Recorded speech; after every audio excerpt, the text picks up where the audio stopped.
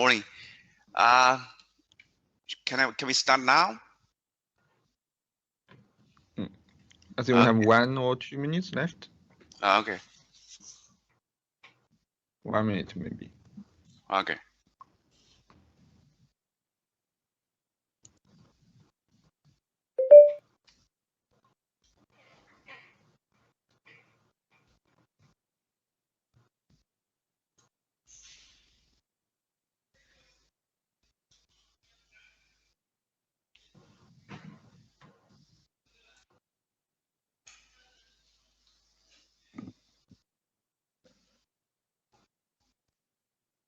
Okay, I think it's the right time to start the conversation now. Good morning, everybody. My name is Du from Southeast University. Today, I would like to chair this session. The first speaker of our session is Professor Consoli. Professor Consoli is Professor of Civil Engineering at Federal University of Rio Grande do Sul. He is the Vice President of ISEG for the chapter of South America.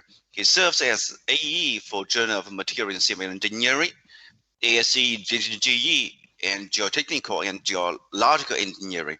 Today, his topic is Consoli's index controlling mechanical behavior and performance of soil stabilized with sustainable binders. So, Professor Consoli, please.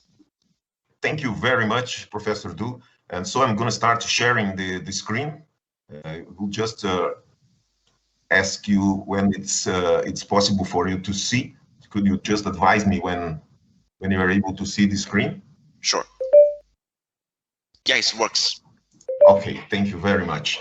So I will have about 30 minutes to present. And as Professor Du said, I'm going to present an index that is able to control the mechanical behavior and also the performance of soils stabilized. And the idea in the end is to use sustainable binders. So I'm going to show several research that we have been carrying out here in southern Brazil on this area. And I will start talking about my past experiences on solving problems here in South America regarding earthworks where I deal with organic soft soils, sulfated and dispersive soil, loose sands, and even tailings lately.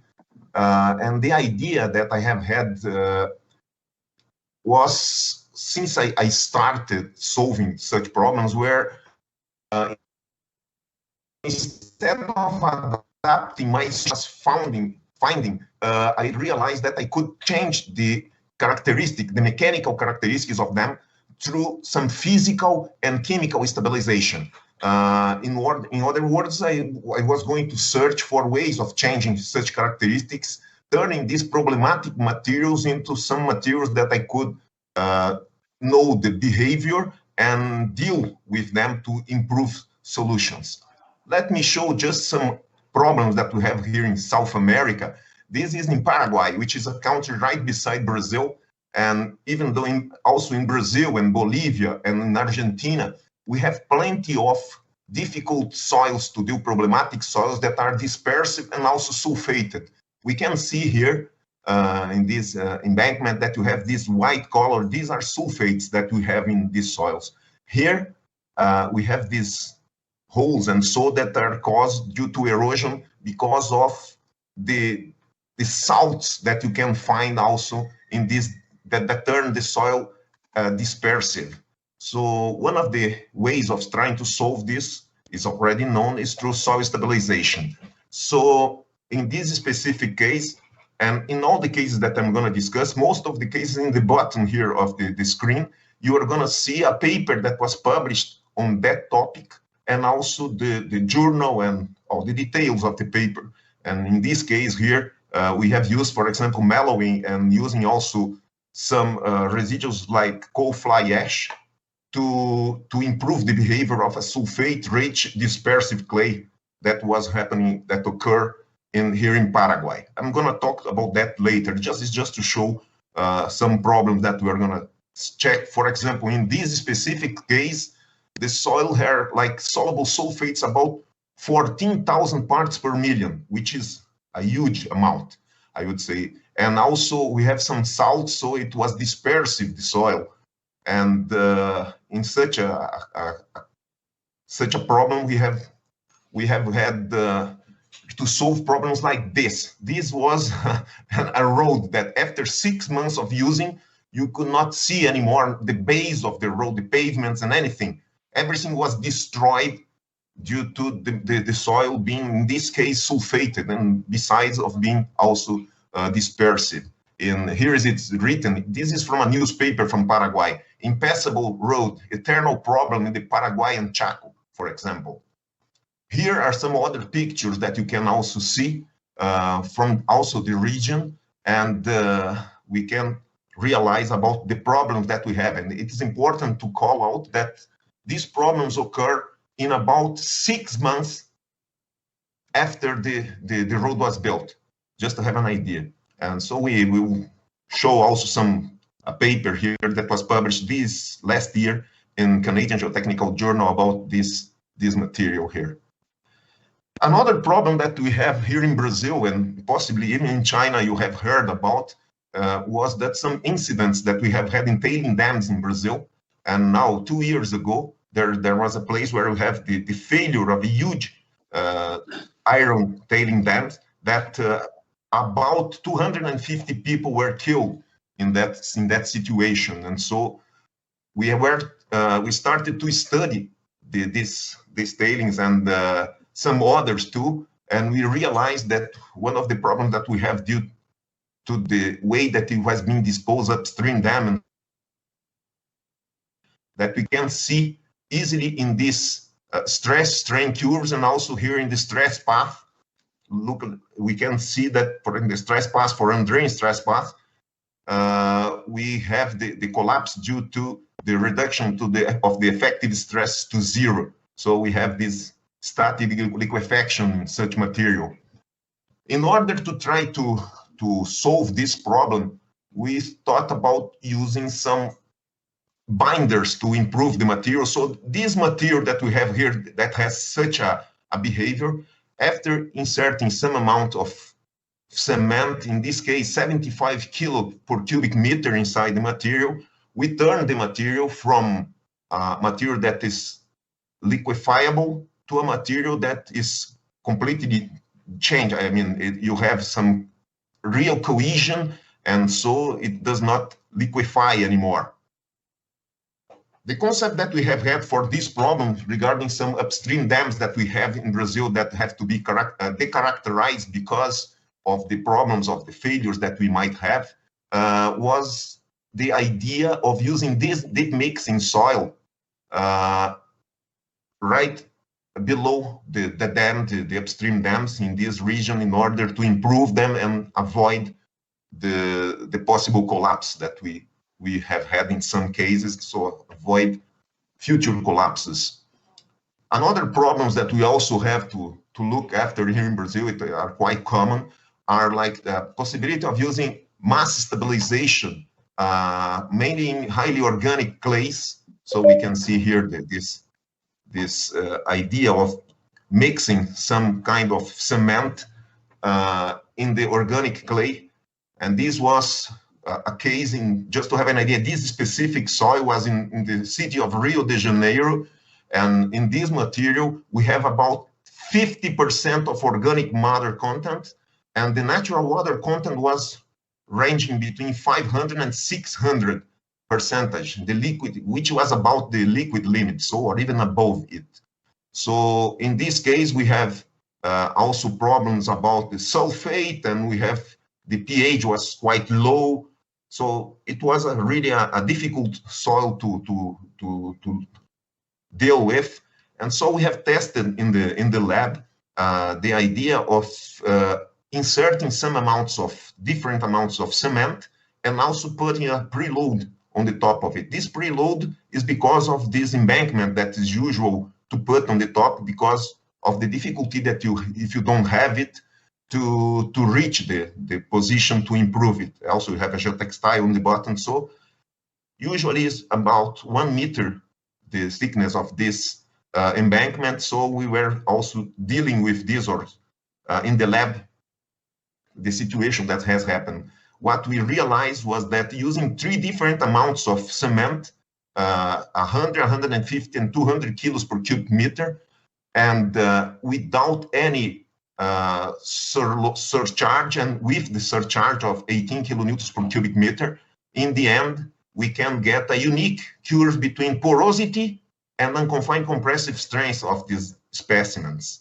This is all published in this paper that was from last year at the Journal of Materials in Civil Engineering from ISEG. Here we also have some results of this unconfined compressive strength test, but also the stress strain curve here, let's say, and then we can see the difference that we have for specimens that are molded in the lab and mixed in the lab, and the ones that were collected in the field. So the difficulty that we have in mixing in the field through this mass stabilization. But even though it gets much better, the unstabilized material that is quite down here. We also have measured the second modulus of these specimens, and we have done like a correlation between confined compressive strain and the second modulus. We have the results from the lab, and this is the red ones that we have here in the bottom are the ones that we have collected from the field data. And so at least they fit exactly the same curve, but as I said, the mixture gets them quite below here. This is a problem of execution of it. But now I'm going to start talking about the idea of sustainability. And the idea of sustainability that we have had in such situations was like to change from the Portland cement or even like lime that it's built in the commerce. And so instead of using those materials, the concept was like going after some residues that could be dealt as cement or transform into cement. And these residues could be from industry, agriculture, even domestic and construction wastes. And the idea was, let's say, to reduce the impact of the cement that we know that is a problem regarding the CO2 production and everything, the production of Portland cement or even lime. And then we went after like looking for novelty or new ways of getting it.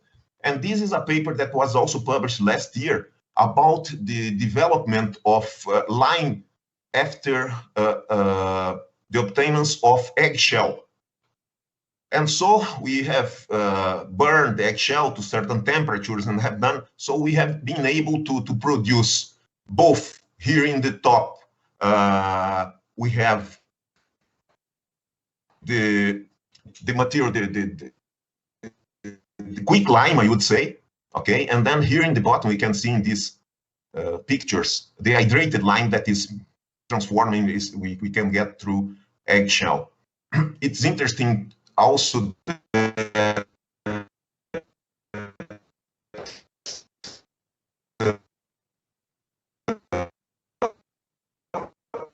of the amount of lime that you put in a certain soil. For example, this was published in Geotechnical in 2014. But even more interesting than that, we got a patent of a new binder. It was mixing the eggshell with ground glass. Both were residues. And so we have had a new binder that was possible. We can see here in the X-ray diffractometry that we can see here, the formation of a new cement will form tobermorite, which is also formed if you use Portland cement, for example. This was specifically a paper from 2019, also in the Journal of Materials in Civil Engineering. In 2020, here we have a paper that was published at the Journal of Geotechnical and Environmental Engineering from ISEG, and we show this cement cured for 6 or 180 days, and the relation between the initial shear modulus and unconfined compressive strength that we can get. So using in a sand. So we mix this cement with sand, and here we have a fine sand. This is a uniform sand. This is a non-uniform sand, and with different periods of curing, and so they have, or they reach some strength. Let's say in this case here about 1.5 megapascal. In this case here, we can even get 6 megapascal, sorry, 3 megapascal of unconfined compressive strength and some quite high initial shear modulus using this new cement that is based on residues, let's say. And here we went to the field and we have used this same cement to build some improved bases in which in the top we used to put some shallow footing here. So that was published in 2020, also at the Journal of Geotechnical and Environmental Engineering. So we call it like a green cement using in the field to show how you can really improve. So instead of using Portland cement or even lime in some other cases for clays and so, we are using this cement that was a combination of ground glass, which is a residue, and eggshell lime that was burned and so and built after this quite sustainable lime, let's say. We could share this idea. This is a very old paper, but just to have an idea, it's from 2001, about 20 years ago, where we have published. So our research on this area of new cements or things like that, but basically improving the soil, it started in the 1990 decade. So since then, we have been searching and trying to find out how to solve problems with these materials. And instead of using the usual cement that we know that is not it's not sustainable, we have used residues to cement the soil. And using, for example, this was a paper that was published in 2008 on the same concept of using cement and so, but in this case here, we have, let's say, we are gonna put a shallow footing, but it's gonna be pulled out. And so instead of digging a hole here, putting the shallow footing and just insert, for example, sand here, we put sand with some different amounts of cement, and we show that if we pull it out, this was carried out in a centrifuge at the University of Western Australia, where I have been for 1 year in one of my sabbatical licenses. And so we have tested and we proved that instead, we can see in this figure here normalized, but this is like the pull-out force that we have here would be about 50. And then if we put 1% of cement in this material that's backfill, we can even double the maximum load. If we put 3% of cement, we can increase to 170, let's say the load that's normalized here, so the applied pressure, stress in the end here. And if we put 5% of cement, we multiply by 5 the peak pull-out capacity that we have in this soil. We also have tested some CPT tests inside the centrifuge showing how it improves and so. So this paper was interesting because we have shown, even though it was in a small scale, the capability of improving this backfill in order to raise the uplift capacity of a shallow footing that we have here.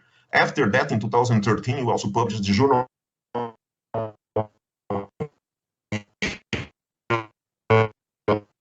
So we have done this in the field, and we have shown also that it's quite interesting, and we have a good solution. Here are other cases in which we improved layers, and then we put shallow footings on the top. We have some numerical analysis showing where the tensile strengths are starts the failure mechanism. That was published in 2019 at the Journal of Geotechnical and Environmental Engineering. But the title of this presentation was like, after so many years of research, we have not had until that moment, and so I call back to 2007, a way of dosing, let's say, the amount of any kind of cement that in our case is not just to insert the cement kind of binder, but also you have the compaction. So you realize that differently from concrete, for example, in our case, we can control the porosity of the material through compaction. And here we create a new variable, which is the volumetric cement content. And we have proved many years of research looking at it, that we could get an index here that is porosity divided by volumetric cement content that controls initially the strength of these mixes that we have with any kind of binder. But first of all, we use like Portland cement. This paper was published in 2007, and nowadays it has almost 300 citations at Scopus and 250 about that at Web of Science citation too. So just to have an idea in this case, if we have some compaction cures with different energy, and if we choose some points of different dry unit weights and also some points with different moisture contents, using different, so dry densities, using different amounts of cement from 1 to 7%, we can get here a drawing porosity versus unconfined compressive strength for each amount of cement. These are the results for 1%, 2, 3, 5, and even 7%, each one with different porosities. If we put all this data in such a figure here, the unconfined compressive strength versus this index that nowadays we are calling, and it was an idea of Professor Krishna Reddy to call it consolidates index, because I'm going to show you the use of it, not just for strength, but for several mechanical properties, and also the idea of performance, that you can control it through this index here. So as I said, this is a unique curve that we got experimentally. It's a power function. But then in 2017, in a joint work with University of Bristol, we have carried out and we have shown through a theoretical derivation the capacity that we have of this index, theoretical derivation to produce that really shows that the porosity and the volumetric cement content really controls the strength of it. So that was published, as we can see here in this reference that we have just below here.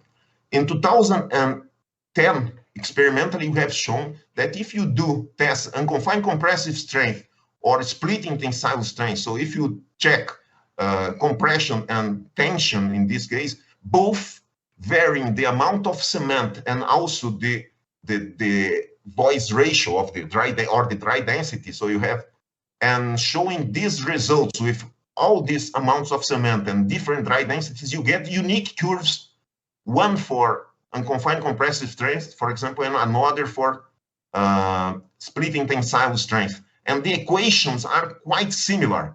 Even the power here is the same. So if you divide the full equation here for a unique sand, but with different amounts of cement and different dry densities, in the end, you get a scalar. And this scalar is the relation for this material here, for this cement. But what is interesting, and that we have shown later, that each soil and each kind of binder, you have for all of them specific values that varies between 0.10 and 0.18. And this is specific for this one. So each material, you might have a different one inside this range. Using now the binder that would be just lime, for example, we published in 2009, idea also that varying the porosity and varying the amount of lime, the volumetric amount of lime, besides it of its support on cement, also this lime, you can get unique cures for strength. Here, it was a paper from 2012 at Geotechnical, proving that besides unconfined compressive strength, splitting tensile strength, we also can control the initial shear modulus of the material based on this same index that we have here, which is also so increasing, not just for strength, tensile strength or compressive strength, but also the stiffness, initial stiffness, shear stiffness in this case, is also controlled by the same index that we have here. For different amounts of cement, different soils, each soil has a specific cure, but it's important to realize that you can get unique cures for each specific soil and each specific cement that you have, but varying the amounts of cement and varying also the compaction effort or the void ratio that you have in the end.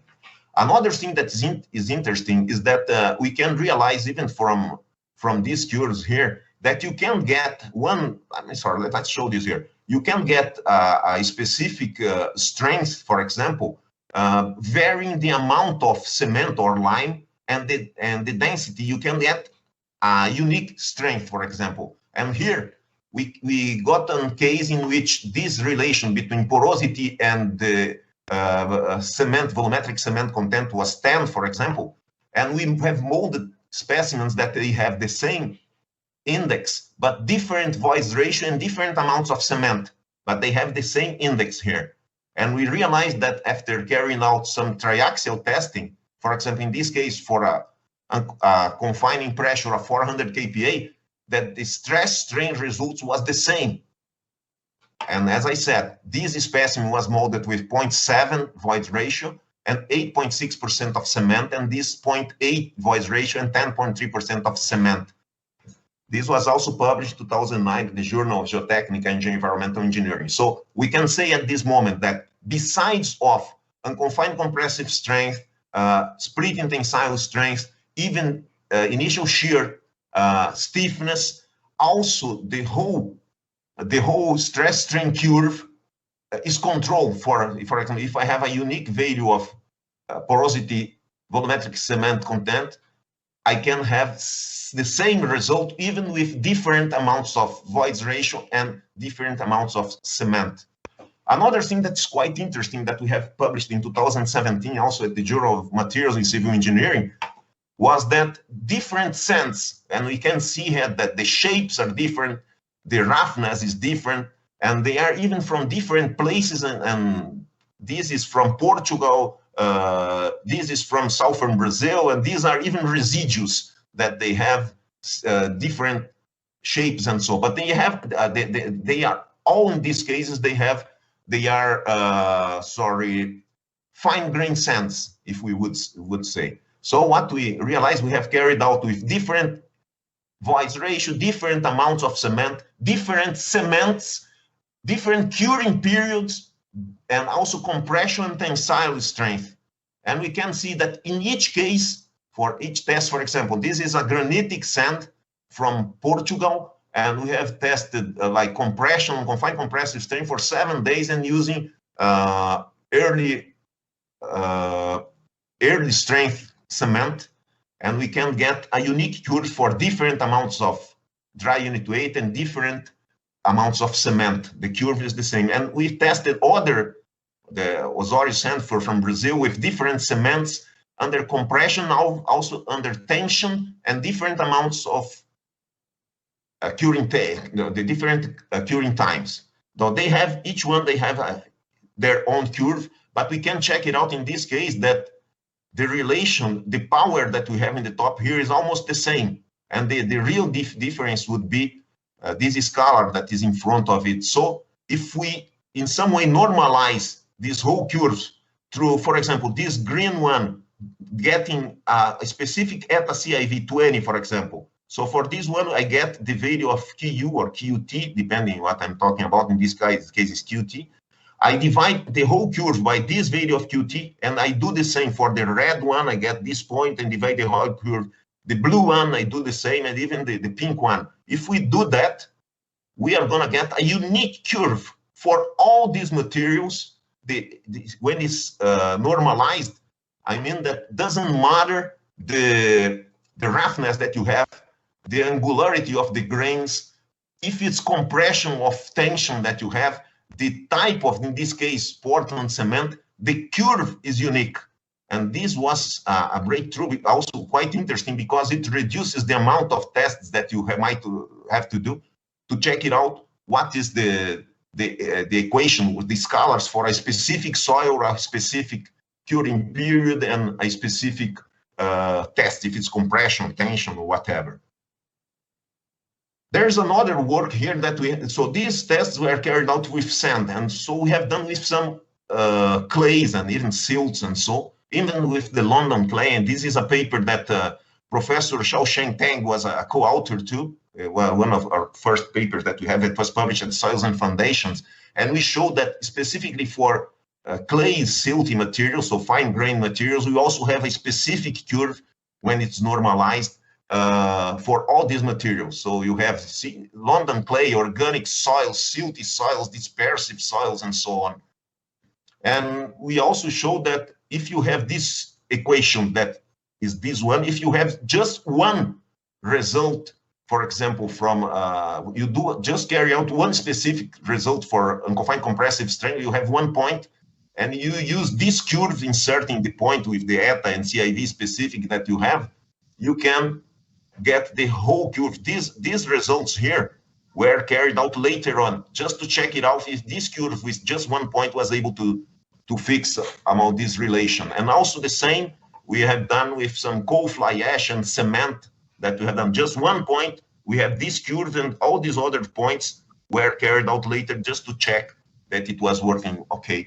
We have done also some tests with tailings in which we are trying to, yes?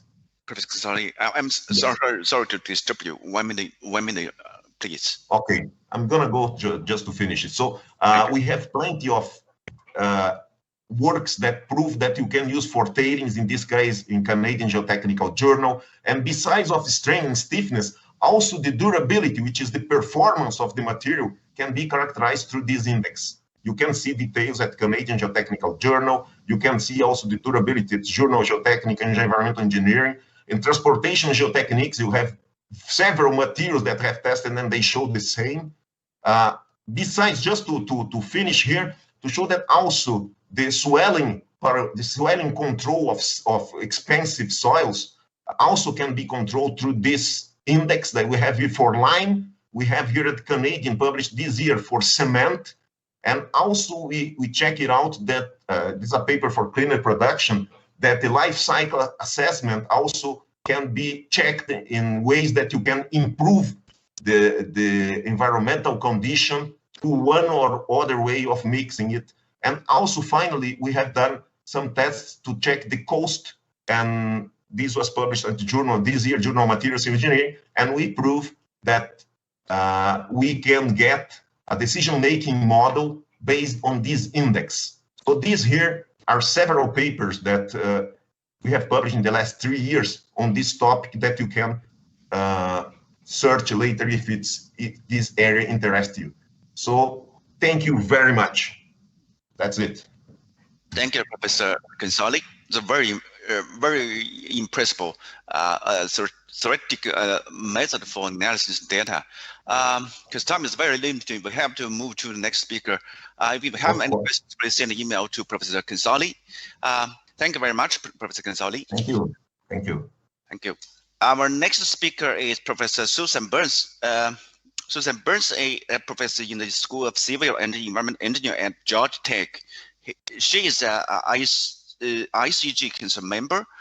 Professor Benz' research focuses on the applications in geoenvironmental engineering, with particular emphasis on the productive reuse of waste materials, treatment of highway stormwater runoff using engineered material, erosion control of soils, and highway rights-of-way interfacial behavior of organic and inorganic coated soils, transport and behavior of microbubbles in saturated porous media, and hydraulic conductivity and consolidation of fine-grained soil using seismic Python penetration testing.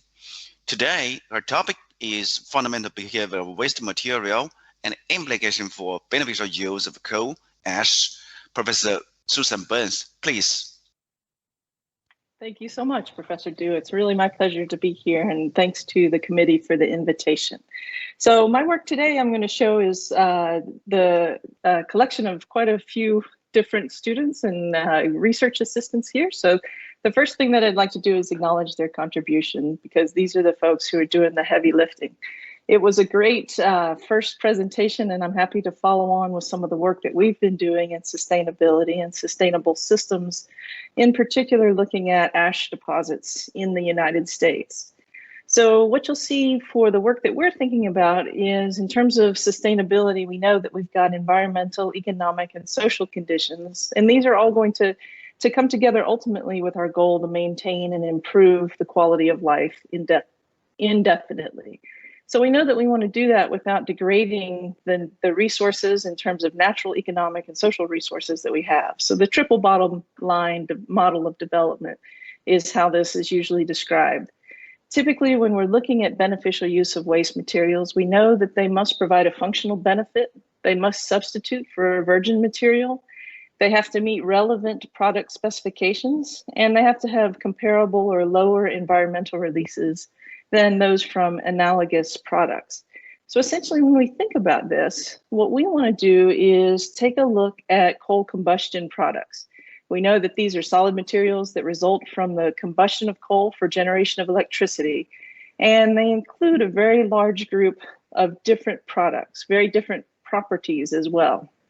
And so what you'll see here is that we produce a great deal of gypsum due to the desulfurization process in energy production. And we also have other materials which we refer to as bottom ash and boiler slag. Today, what I'd like to do is focus on fly ash. In the United States and in most parts of the world, we have a group of ash that's known as off-specification ash. And in these cases, these are ashes that maybe were produced by combustion of biomass, or ashes that have very large organic contents remaining, residual organics present, or fly ash that's been ponded as a disposal technique for years or sometimes even decades. So what we'll see here is we want to think about a few research questions. How do we increase sustainability through beneficial use? That's our first driving question that we deal with. Also, we want to think about how do we supply concrete demands into the future. In the southeastern United States, there are times of the year where there is not enough fly ash to meet concrete demand. And we're actually looking at importing fly ash and have imported fly ash in some cases. And then finally, how do we use these large deposits of high organic content and off-specification ash in construction materials? So again, these are things like the ponded fly ash that you see here in the left-hand side of the screen. Right, these are materials that have been put in place for quite a long time. And now in some cases, we're going to excavate them, move them, and redispose them as well.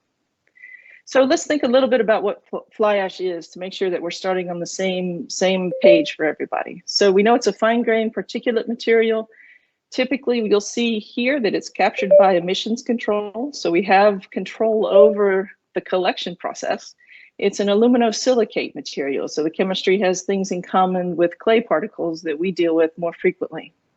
We also have two primary categories that I'll talk about today. One is class F fly ash, which is a pozzolan, and it's typically formed by the combustion of bituminous or anthracite coal.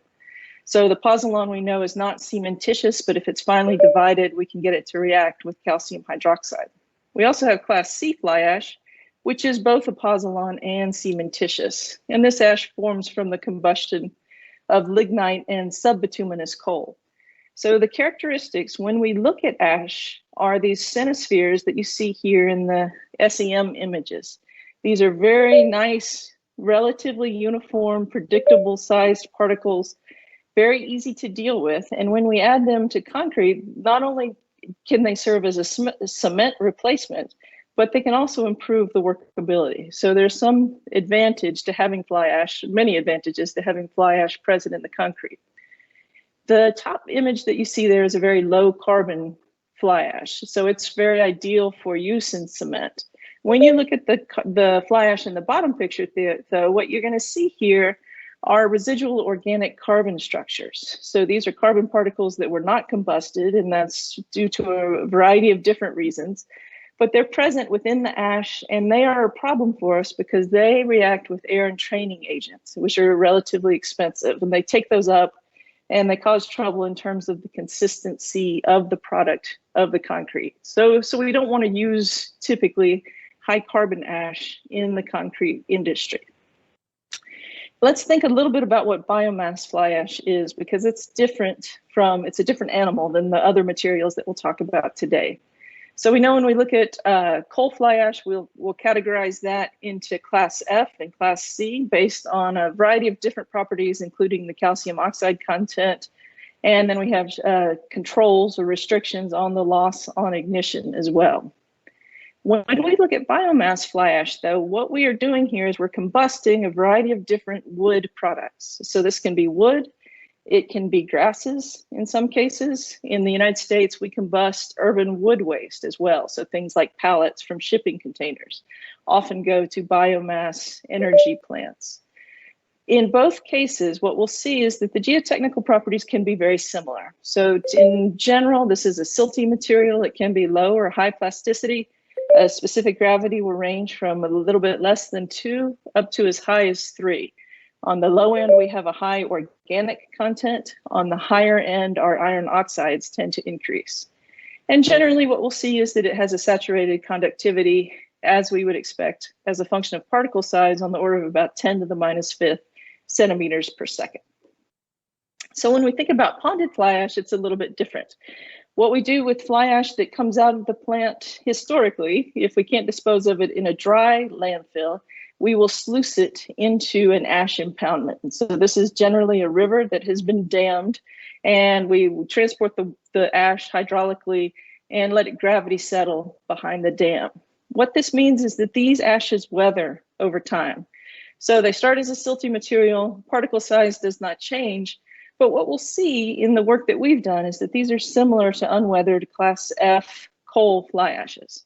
There is variation in the carbon content, so that means a measure of the loss on ignition or the total organic carbon, as well as the specific gravity. But what you can see here is that we've got loss on ignition for some of the ponded ashes that we've tested that have varied from as low as about 3% up to as high as 15%. So that's a pretty big range. And that is challenging for a concrete producer because we need consistency in the incoming product. So let's talk a little bit more about what this means for us in terms of how we're going to use these materials beneficially. We know around the world that our waste streams are becoming increasingly complex, particularly as we start to implement air emissions controls. This is going to come in and cause a waste stream that has more of the pollutants held within the solid phase as opposed to being discharged to the atmosphere. So what that's going to tell us is that the properties maybe are changing more quickly than we expect them to. Our disposal practices have changed and those air regulations have become much more strict. So what we end up with are mixtures that have different physical and chemical properties, and we have some issues with quantity and supply. In the United States, you'll hear a lot of discussion about the role of coal in our energy picture. What you'll see here is that over the last couple of decades, with the increase in fracking and the relative decrease in the cost of natural gas, our percentage of natural gas or methane in the energy stream has increased substantially, while coal has decreased quite a lot. So coal at one point accounted for roughly 25% of our energy source. And now you'll see here that it's down to somewhere between 10 and 15%. So what is this going to tell us? What do we know about the fly ash characteristics that we're dealing with? So in particular, what I'm going to do here is show you a few different types of ash that we have dealt with, and then we'll talk about the different properties or the different abilities of those ashes.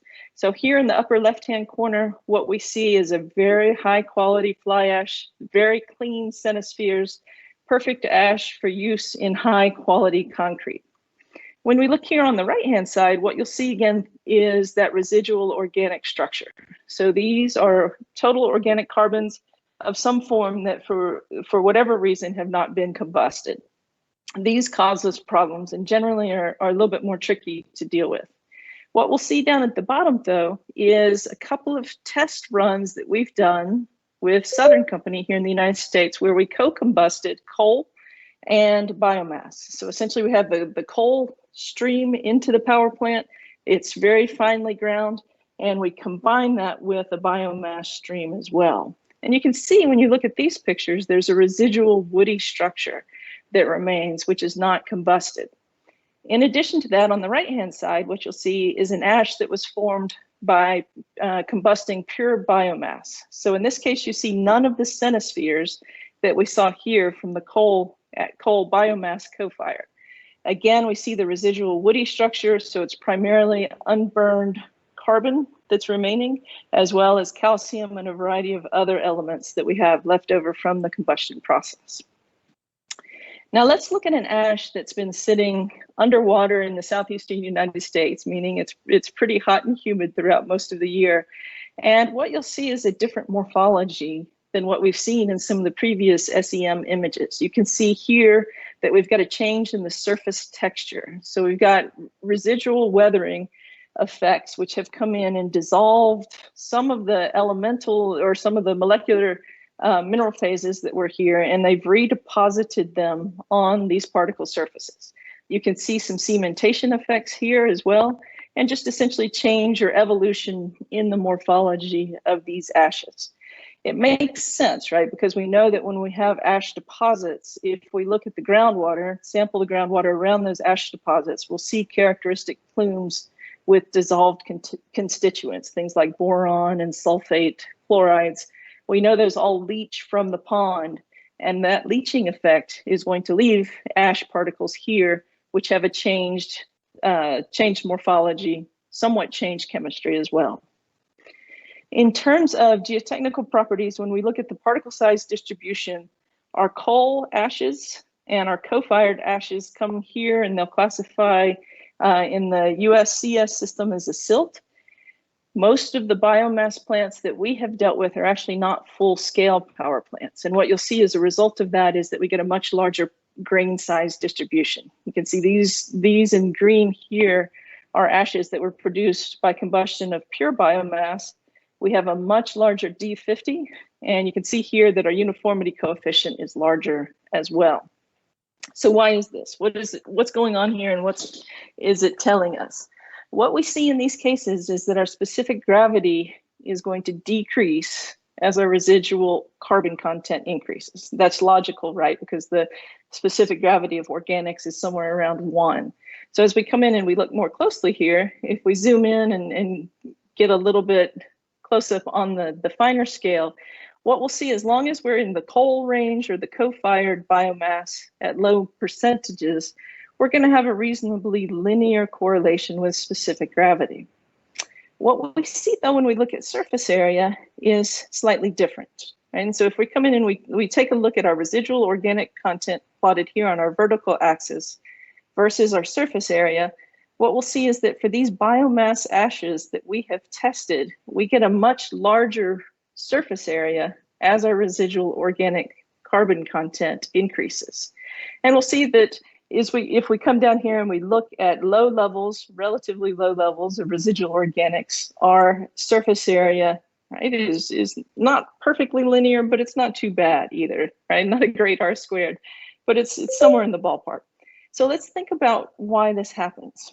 Essentially, what you'll see is that when we come in and we look at grain size, going from largest openings to smallest here on the right-hand side, and then we think about our residual organic carbon content, we can see here in these cases that at the biggest particle sizes, we have these very large carbon grains. And those carbon grains have very large interscale porosity, internal porosity here, which is going to be available, that surface area is going to be available for uptake of contaminants and a variety of other sorbents. As we move into our finer grain particles here, though, we're moving to our small centispheres, and so we'll see a decrease in our specific surface area. Okay, so this is intuitively backwards for us from what we expect, right? We expect clay particles to have higher surface area, but due to this internal porosity on the carbon particles, we see the highest surface area here in the biggest particles. In addition to that, we'll see that when we start to look at some of the engineering properties of these ashes, like stiffness, for example, we're looking at small strain stiffness. As we increase our total organic carbon contents, we start here at about 1% and we increase it to 10% roughly, you can see that we'll have a decrease in our stiffness.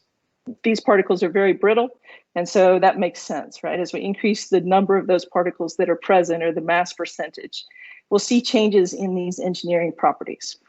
Ultimately, at the end of the day, though, we want to use these materials beneficially.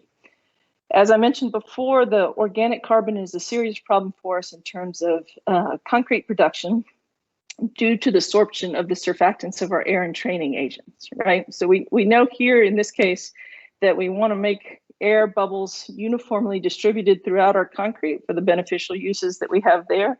What happens, though, is these organic phases will sorb our surfactants, and that's going to cause us a problem. So in some cases, when we've got these really high organic carbon content fly ashes, we want to come in and look at alternative uses for them. So let's think about the ponded ash, because that tends to be higher in organic carbon content than some of our other ashes that we deal with.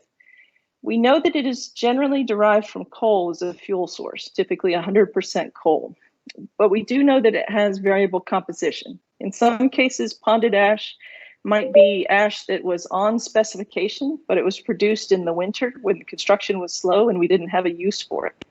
Or it could be ash that was produced off specification, so its organic content was too high to use in concrete.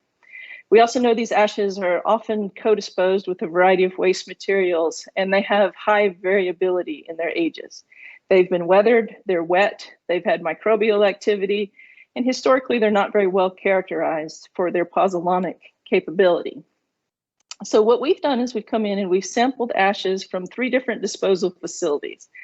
And we took ashes that were at the surface of the ash pond. So this is about 1.5 meters deep, and they were less than 10 years old. And then we took ashes that were up to about 18 meters deep, and they were on the order of about 30 to 40 years old. So the ashes that you see denoted with BH have been weathered in the field for quite a long time. In all of these cases, they were weathered in a subhumid tropical condition. So the temperature swings were from about -4 C to about 38 C throughout the year. In all cases, these ashes were sluiced to the ash pond for permanent disposal. And the results I'll show you here came from eastern bituminous coal. So generally, the first thing that we want to do is make sure that these ashes will fulfill our chemical requirements for beneficial use in concrete. And what you'll see here are the requirements that we have from ASTM C618. All right, so we know that relatively recently they've changed their classifications in terms of F ash and C ash, but generally the remaining properties are the same. So what we want to do is compare our ashes to what we have here.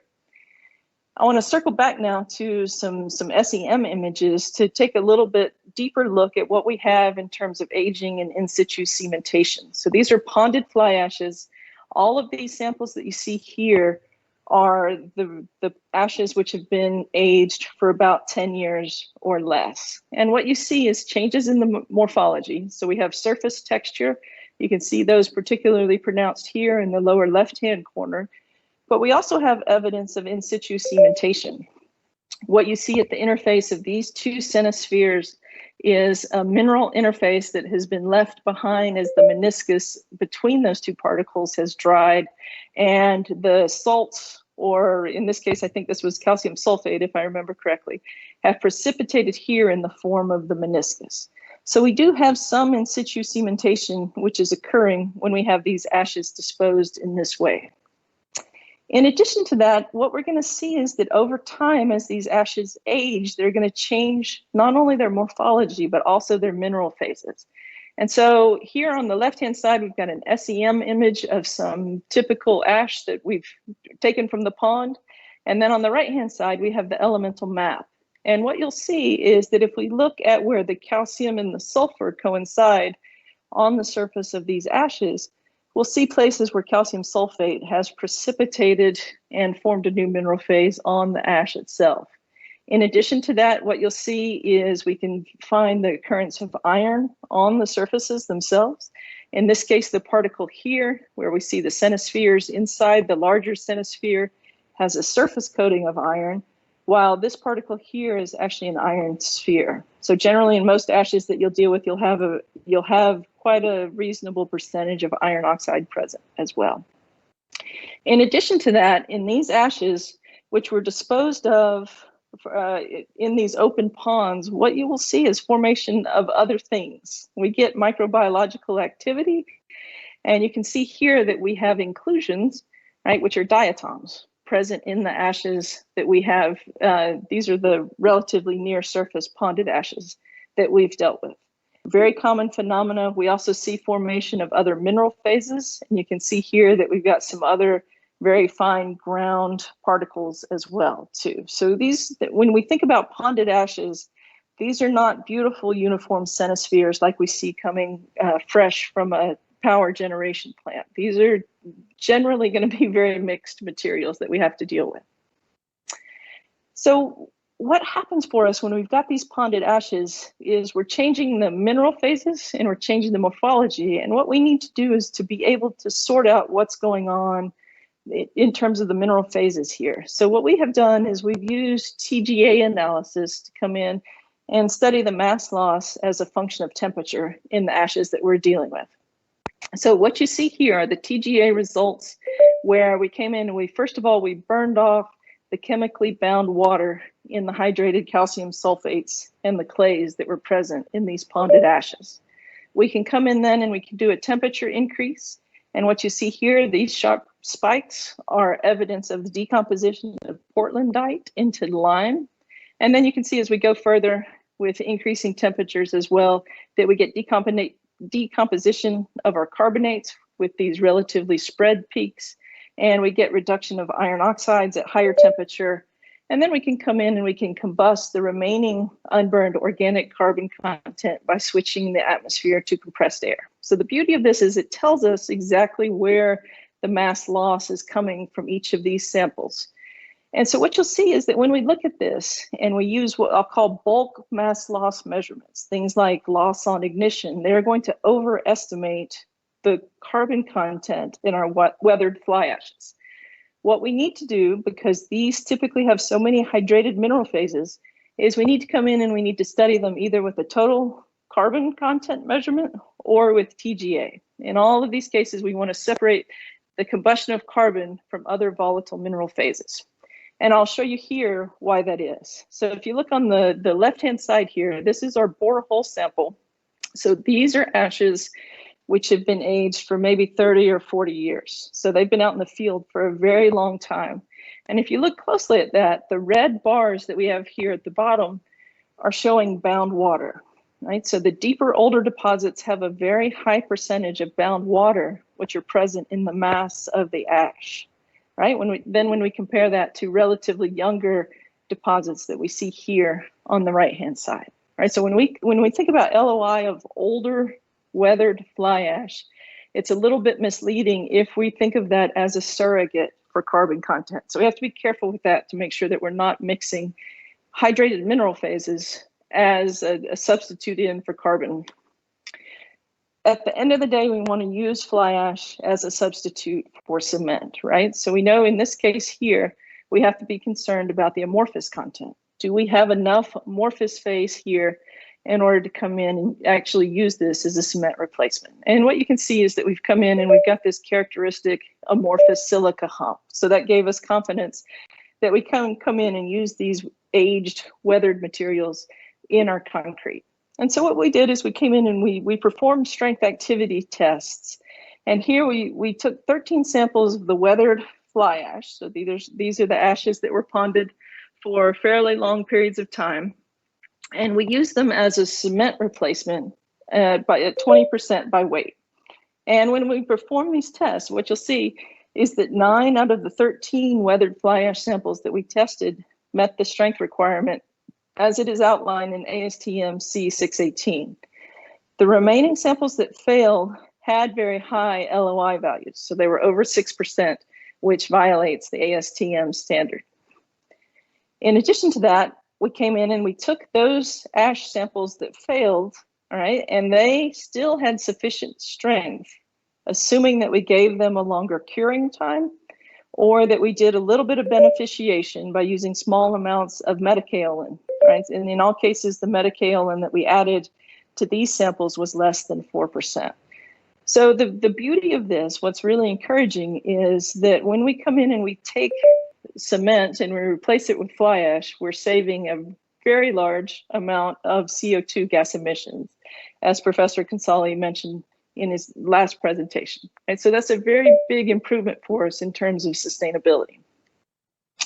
So when we think about this, what I've focused on today is concrete and using ponded ash in particular as a cement replacement in these cases. We have very, very large deposits of ponded fly ash in the United States, literally hundreds of millions of tons, many of which are being moved right now to lined landfills at a very, very high energy and cost intensive investment. We've also come in and we've studied a variety of different types of applications that we can use for these different ash types. So what you'll see is the work that we've done is focused on looking at coal, which has low carbon content. In those cases, it's a very, very great and easy use in concrete. If we have high carbon content coal, we can in some cases use that in concrete, but it's also a very good product for use in something like a fired brick or construction material. The ponded ashes that we have worked with have proven that they are a fine substitute and fine to use in concrete and other construction materials. The biomass ash, which I mentioned today, is not great in concrete. So it's really not, there's not any benefit to using it in concrete. It is, however, highly sorptive. That activated carbon surface area, those numbers were very similar to what you'd see from a commercially produced activated carbon. So using that biomass ash as a sorptive agent in construction materials or also in fired bricks is a good application there as well. And so what you'll see here is that many of the off-specification ashes that we deal with do fulfill the requirements of C618 for beneficial use. We have weathered fly ashes, which we are not currently using, but they have more hydrated mineral phases than fresh fly ash. And so the LOI may not be the best measure in order to characterize their potential. We all know that dewatering ash ponds or dewatering anything, right, is a challenging, energy intensive and economically rigorous endeavor, right? But there is potential for beneficial use there. And so with that, I'd like to acknowledge the folks that we show here. These are collaborators, and we have received funding for our work from Southern Company and from Georgia Power. And with that, I thank you very much for your attention. Thank you very much, Professor Benz. Very rich information shown in the lecture. Well, because time is very limited, we have to move to the next speaker. If you have any questions, please contact Professor Benz by emails or something else. Professor Benz, thank you very much. Thank you. Thank you. Our next speaker is Dr. Susan Benz. So Dr. Susan Benz is a post fellow at Dalhousie University. She focused on studying climate change in the subsurface and future scenarios for geothermal pollution, groundwater quality, and groundwater dependent ecosystems. Today, her topic is heat recycling in the shallow surface. So Dr. Benz, please. Thank you very much for the invitation. Thank you very much for giving me the opportunity to present my research today. I want to talk to you today about the geo-resource heat. So where can we find it? How much of it is there? And also, can we use it sustainably? This topic has basically been part of my research since forever, since I started my PhD. And accordingly, there are quite a lot of universities kind of put on top of this, this first slide. I want to also highlight it, of course, this is not just my work. I couldn't do any of this without my awesome colleagues. I want to specifically highlight Peter Bayer and Philip Bloom, who years ago used to be my PhD supervisor, but are still to this day dear friends and colleagues. And together we kind of focus on the topic of heat recycling in the shallow subsurface. I said before that I want to talk to you about heat as a resource. So the first thing we need to do is figure out where actually is heat. And the best thing to do so is just taking a thermal image, in this case, a thermal image of Nanjing, and figuring out where is it hot. Here you're seeing in the bluish tones, this is more like 20 degrees Celsius, in the reddish tones, it's at 23 degrees Celsius. And you will notice the city is notably warmer than its rural background. Because what you are seeing here is that Nanjing is a prime example of what we call is an urban heat island. So the city is more warm than its rural surrounding. We can quantify this phenomenon, for example, by using what is called temperature anomalies. This is a super simple equation. It simply takes the temperature at one point, this is the T here in this equation, and then subtracts the rural median background temperature. In this case, we're doing this with satellite temperatures, but you can also do it with air temperatures, or what we're going to get to later, subsurface and groundwater temperatures. In the picture right above here, you're again seeing Nanjing, just showing how much warmer it is than a rural surrounding.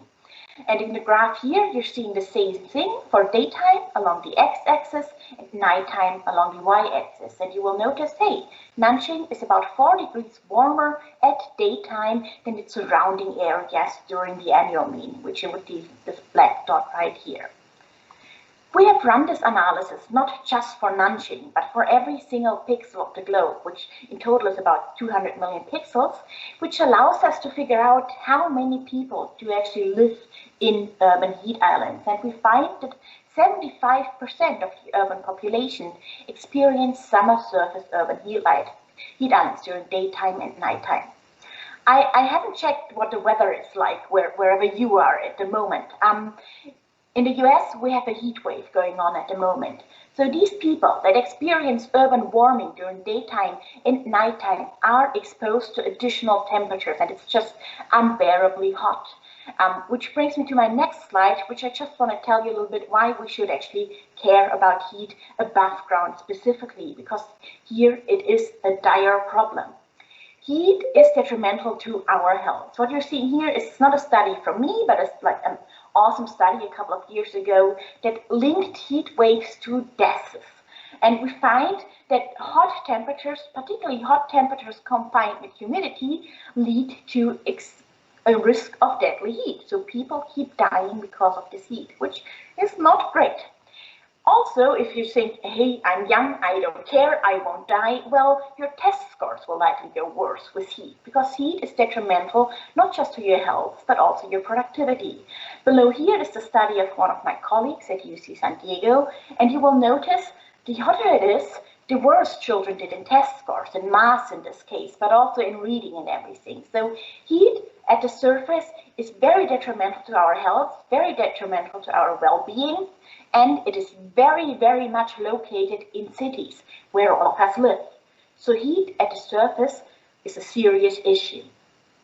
However, this urban heat island phenomenon is three-dimensional. It's not just at the surface, but we can also find it underground, which is what you're seeing here at the example of 3 German cities. We have Berlin, Cologne, and then Karlsruhe 2 times for 2 different years. In this 4 plots above here, these are groundwater temperatures. So we went in the field, measured groundwater temperatures at about 10 meters depth. Below here, you see the compared land surface temperature. These are satellite-derived temperatures of Earth. And you will notice both of these plots do show that city centers are a lot warmer. So urban heat in the subsurface and at the surface are correlated, and in fact we find that urban heat in the subsurface is simply the waste heat of our surface urban heat islands. However, when we subtract those two, you will also notice that urban heat in the underground is even hotter than the surface. And we find quite a few places where temperatures are pretty extreme. So here groundwater temperatures are like 20 degrees Celsius hot, 17 degrees Celsius hot. They are very, very warm for European feelings, which is the next couple of slides that I want to show you. I want to quantify groundwater temperatures, not just in cities, but everywhere. So we want to find, we've identified some hotspots. Now I want to find where are more hotspots. Where are groundwater temperatures actually really, really hot? And I promised we're going to get to the recycling part a little bit later and figure out why this is actually important. What you're seeing here are about 10,000 wells in all of Central Europe. These are all shallow wells, so less than 60 meters deep. And for each of them, we measured not just groundwater temperature, but we again measured this delta T, so the difference between temperatures at that place minus a rural background temperature, to again figure out how much warmer or colder that place is compared to its rural background. We've done this for all of these wells, and kind of for some of those we had land surface temperature available, so we can actually compare them to the surface level. So what you are seeing here is a comparison between surface temperature anomalies, this would be here along the x-axis, and groundwater temperature anomalies, this would be here on the y-axis. The blue dots is what I'm talking about. Red is air, we are talking about groundwater, in this case blue. So what you are seeing here is that groundwater extremes are much more extreme than atmospheric or surface level extremes. So if you think your city is hot above the surface in your living room, go 10 meters down and groundwaters will be a lot warmer than what you're seeing at the surface, because groundwater temperature extremes are more extreme than surface temperature extremes. If we kind of just want to figure out where exactly these are, we find that most of these groundwater temperature extremes are under artificial areas. So they are located under cities, they are located under streets, they are located simply under train tracks. We don't know yet. And we noticed that these are on average about 1.1 Kelvin warmer than their surrounding areas. Interestingly, we find also a slight increase in temperatures about agricultural areas and groundwater temperatures. So groundwater temperature under agricultural land are just so slightly, but still noticeably warmer than their surrounding areas. Whereas forests are notably, of course, a little bit colder. You notice this probably as well. If you go in the forest, air temperature is also very colder. In the following, I want to focus on these extremes. I want to talk to you about these very, very hot groundwater temperatures in an artificial environment. And I want to talk to you about where we find those, why groundwater temperatures are so hot in these regions.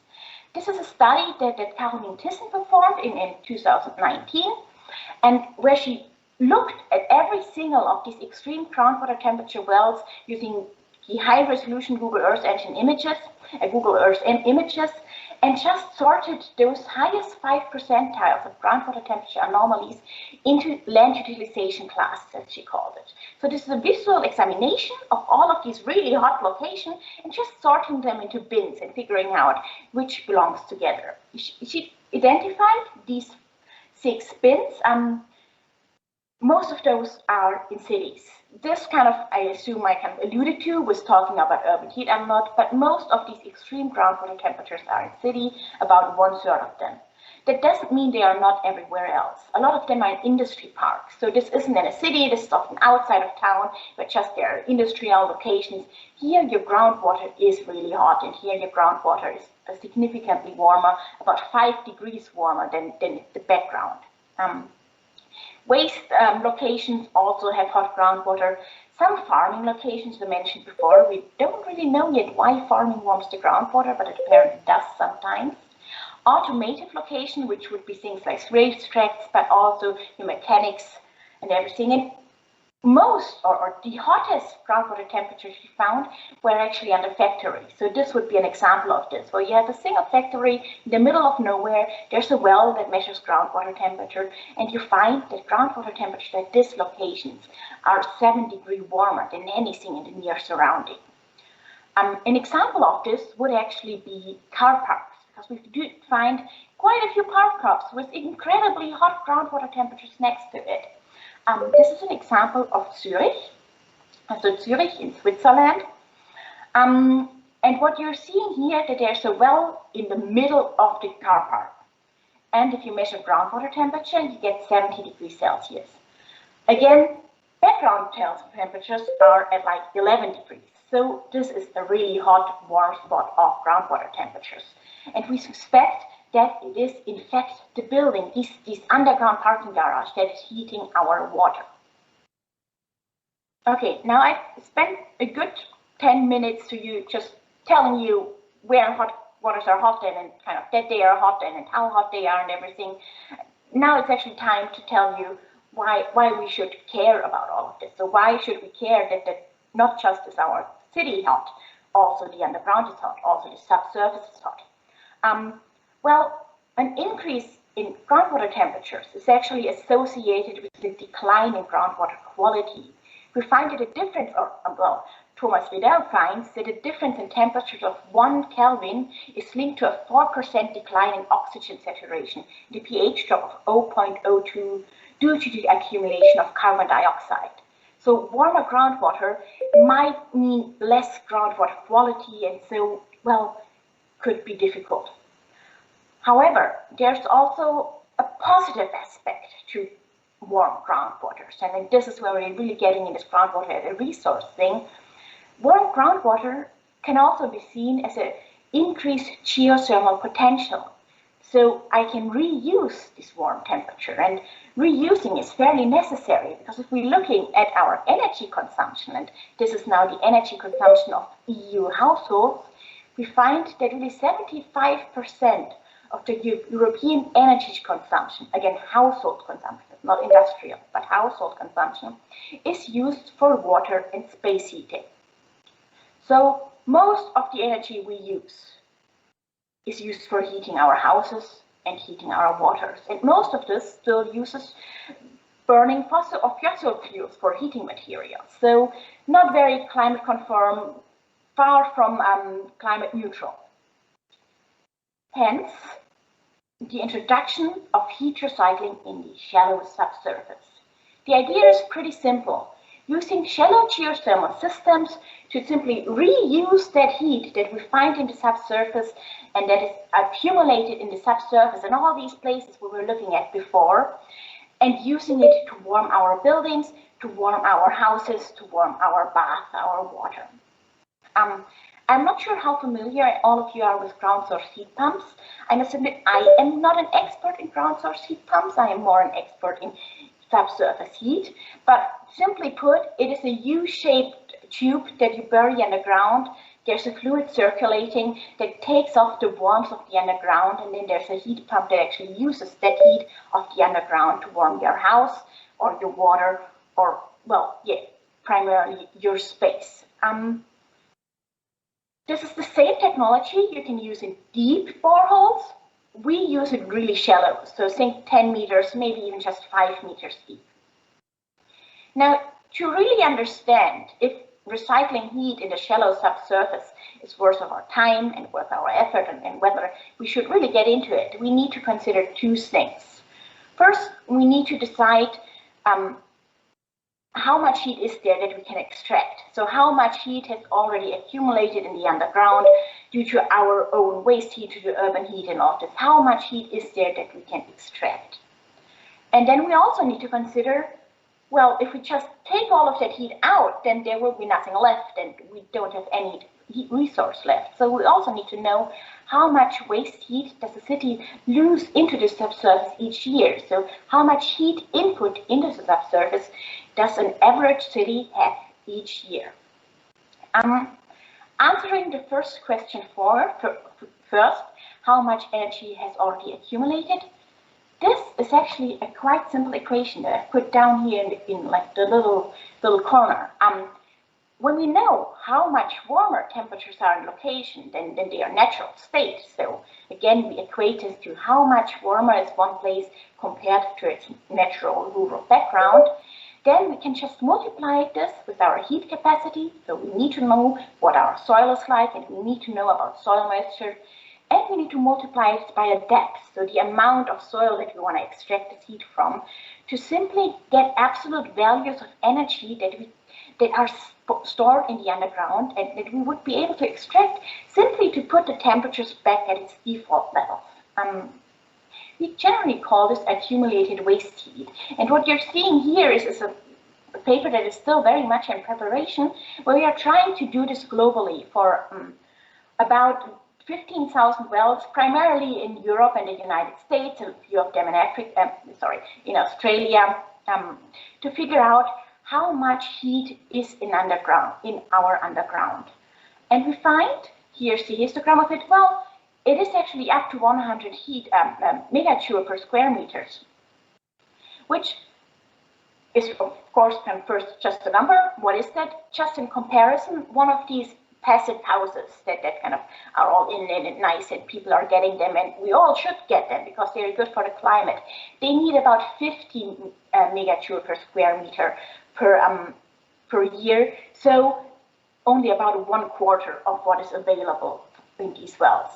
We also find that this accumulated waste heat increases with the population density at our well location. So we have more energy in wells that are in more densely populated areas, which one kind of leads us to believe that it's probably us humans that led to this heat accumulation, but also in the thought of heat recycling is a good indication that the heat is actually at a place where we need it, because it is at a place where we kind of have a heating demand. Okay, now I want to try and answer the questions where this heat actually comes from. So far, I've just told you it is there. Now I want you to understand why this heat accumulated in the underground. And this is very simply due to anthropogenic heat transport processes into the urban underground. This is a study from a couple of years ago, but I still believe it's like one of the best examples, just showing you the different processes. And in fact, there are 5 or 6 of them, depending on whether you count subways, which aren't everywhere available. We have sewage systems, of course, or any sort of tunnels in the underground, district heating networks that will warm your subsurface. You have buildings, you have basements, your buildings are warm. If your building is warm, it will warm the subsurface. And you have the elevated temperatures of the city. So you have your surface urban heat islands that itself kind of just warms the underground. Most of these processes are, in fact, conductive heat transport processes.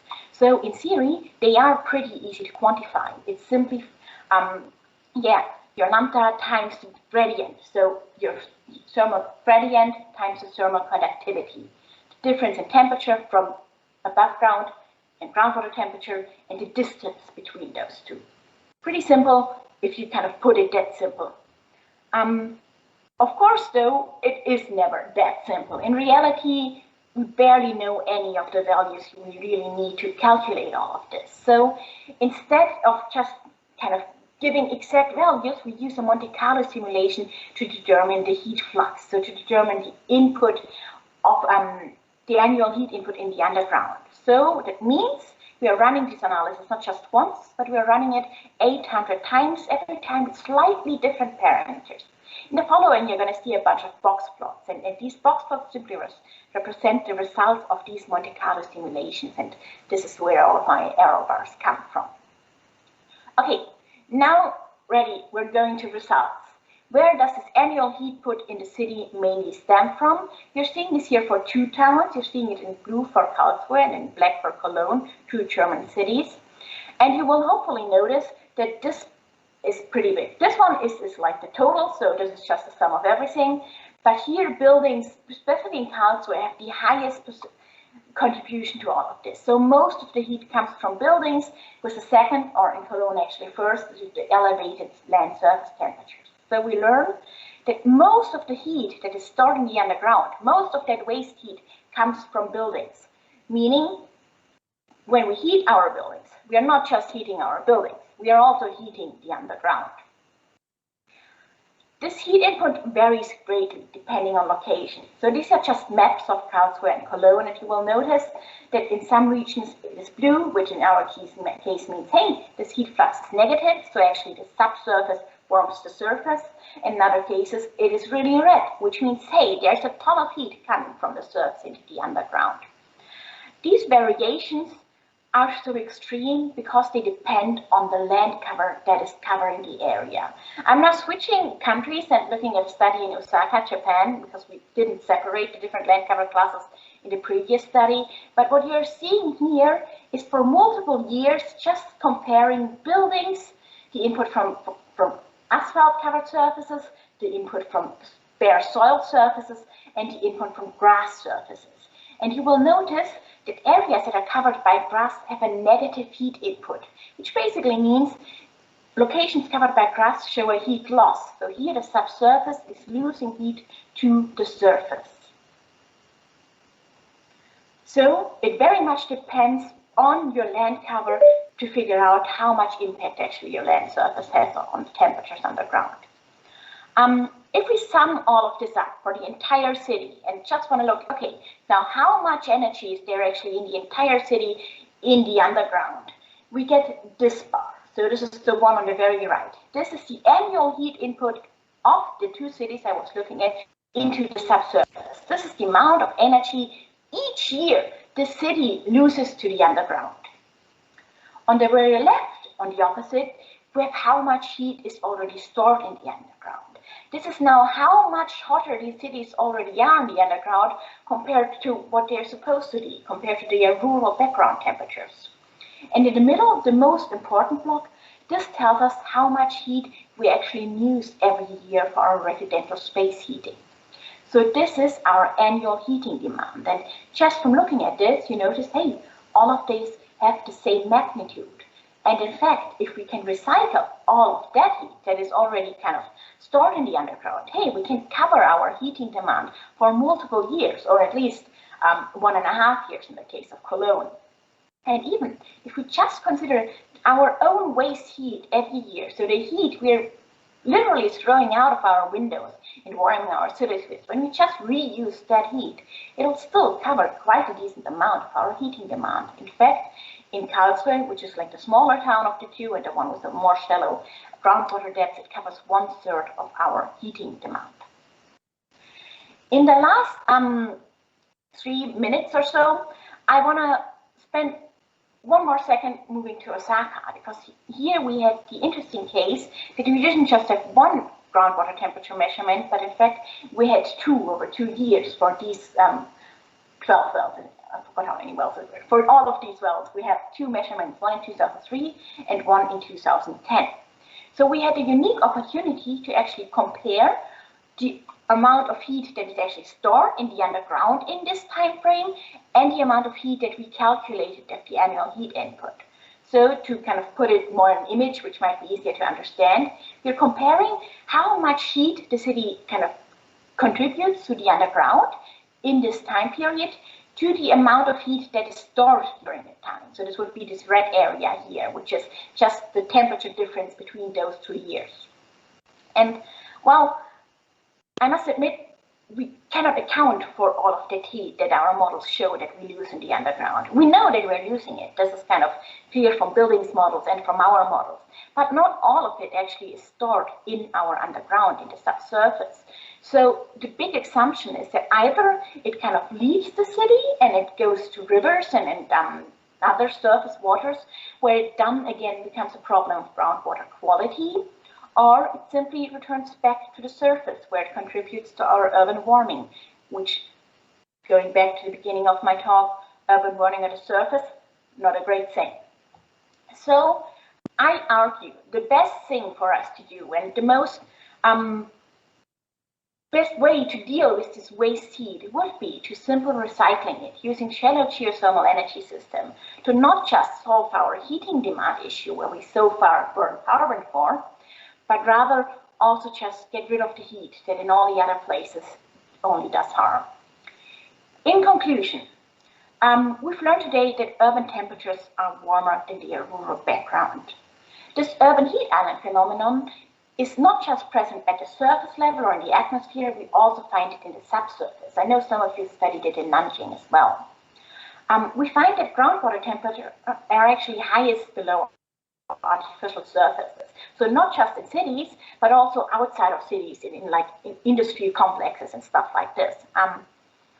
In fact, we observed that most anomalies we find just happen to be near underground car parks, where they on average are about 5 Kelvin warmer than the background. Quantifying this heat, so we can actually now quantify that buildings are the dominant contributor to the accumulated waste heat in the underground.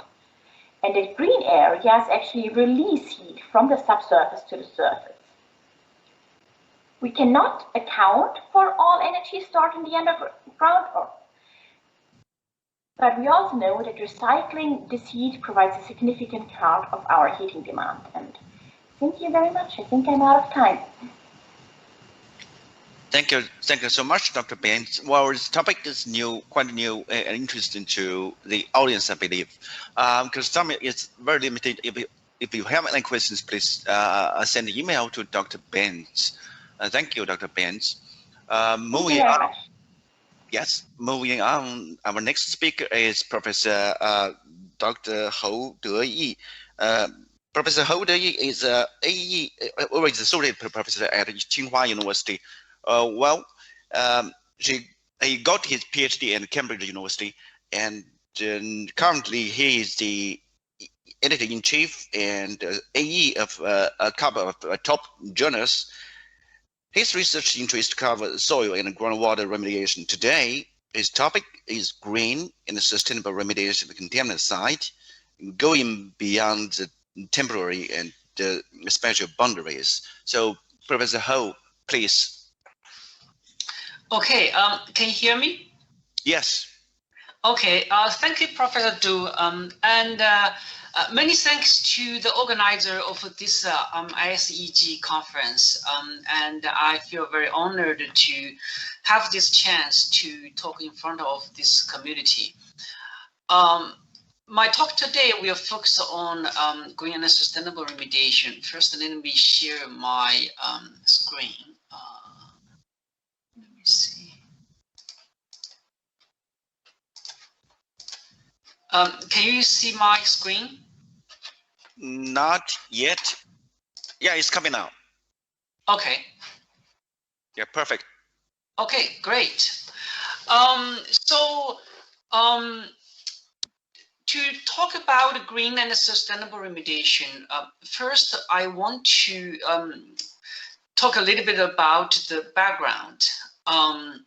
The green and sustainable remediation movement occurred, primarily because of the general sustainability movement in the modern society. And there were a lot of talks about development over the last few decades. And the main reason is that both scientists and the government and the general public realized that there is a limitation in the amount of resource and the ecological capacity on our Earth take on because of the a rapidly increased global population and the improved living standard. We cannot maintain a healthy planet based on this trend. And on this slide, I'm showing a figure from a recent report from the international organization. It shows that back in the 1970s, for the population and the living standard back then, we can. Sorry, Professor Ho. We cannot see you. We cannot see the slides in the screen. Can you? Oh no. Okay, let me see. No. Hide. Let me see. Can you see it now? Not yet. Not really. No. Okay. Let me.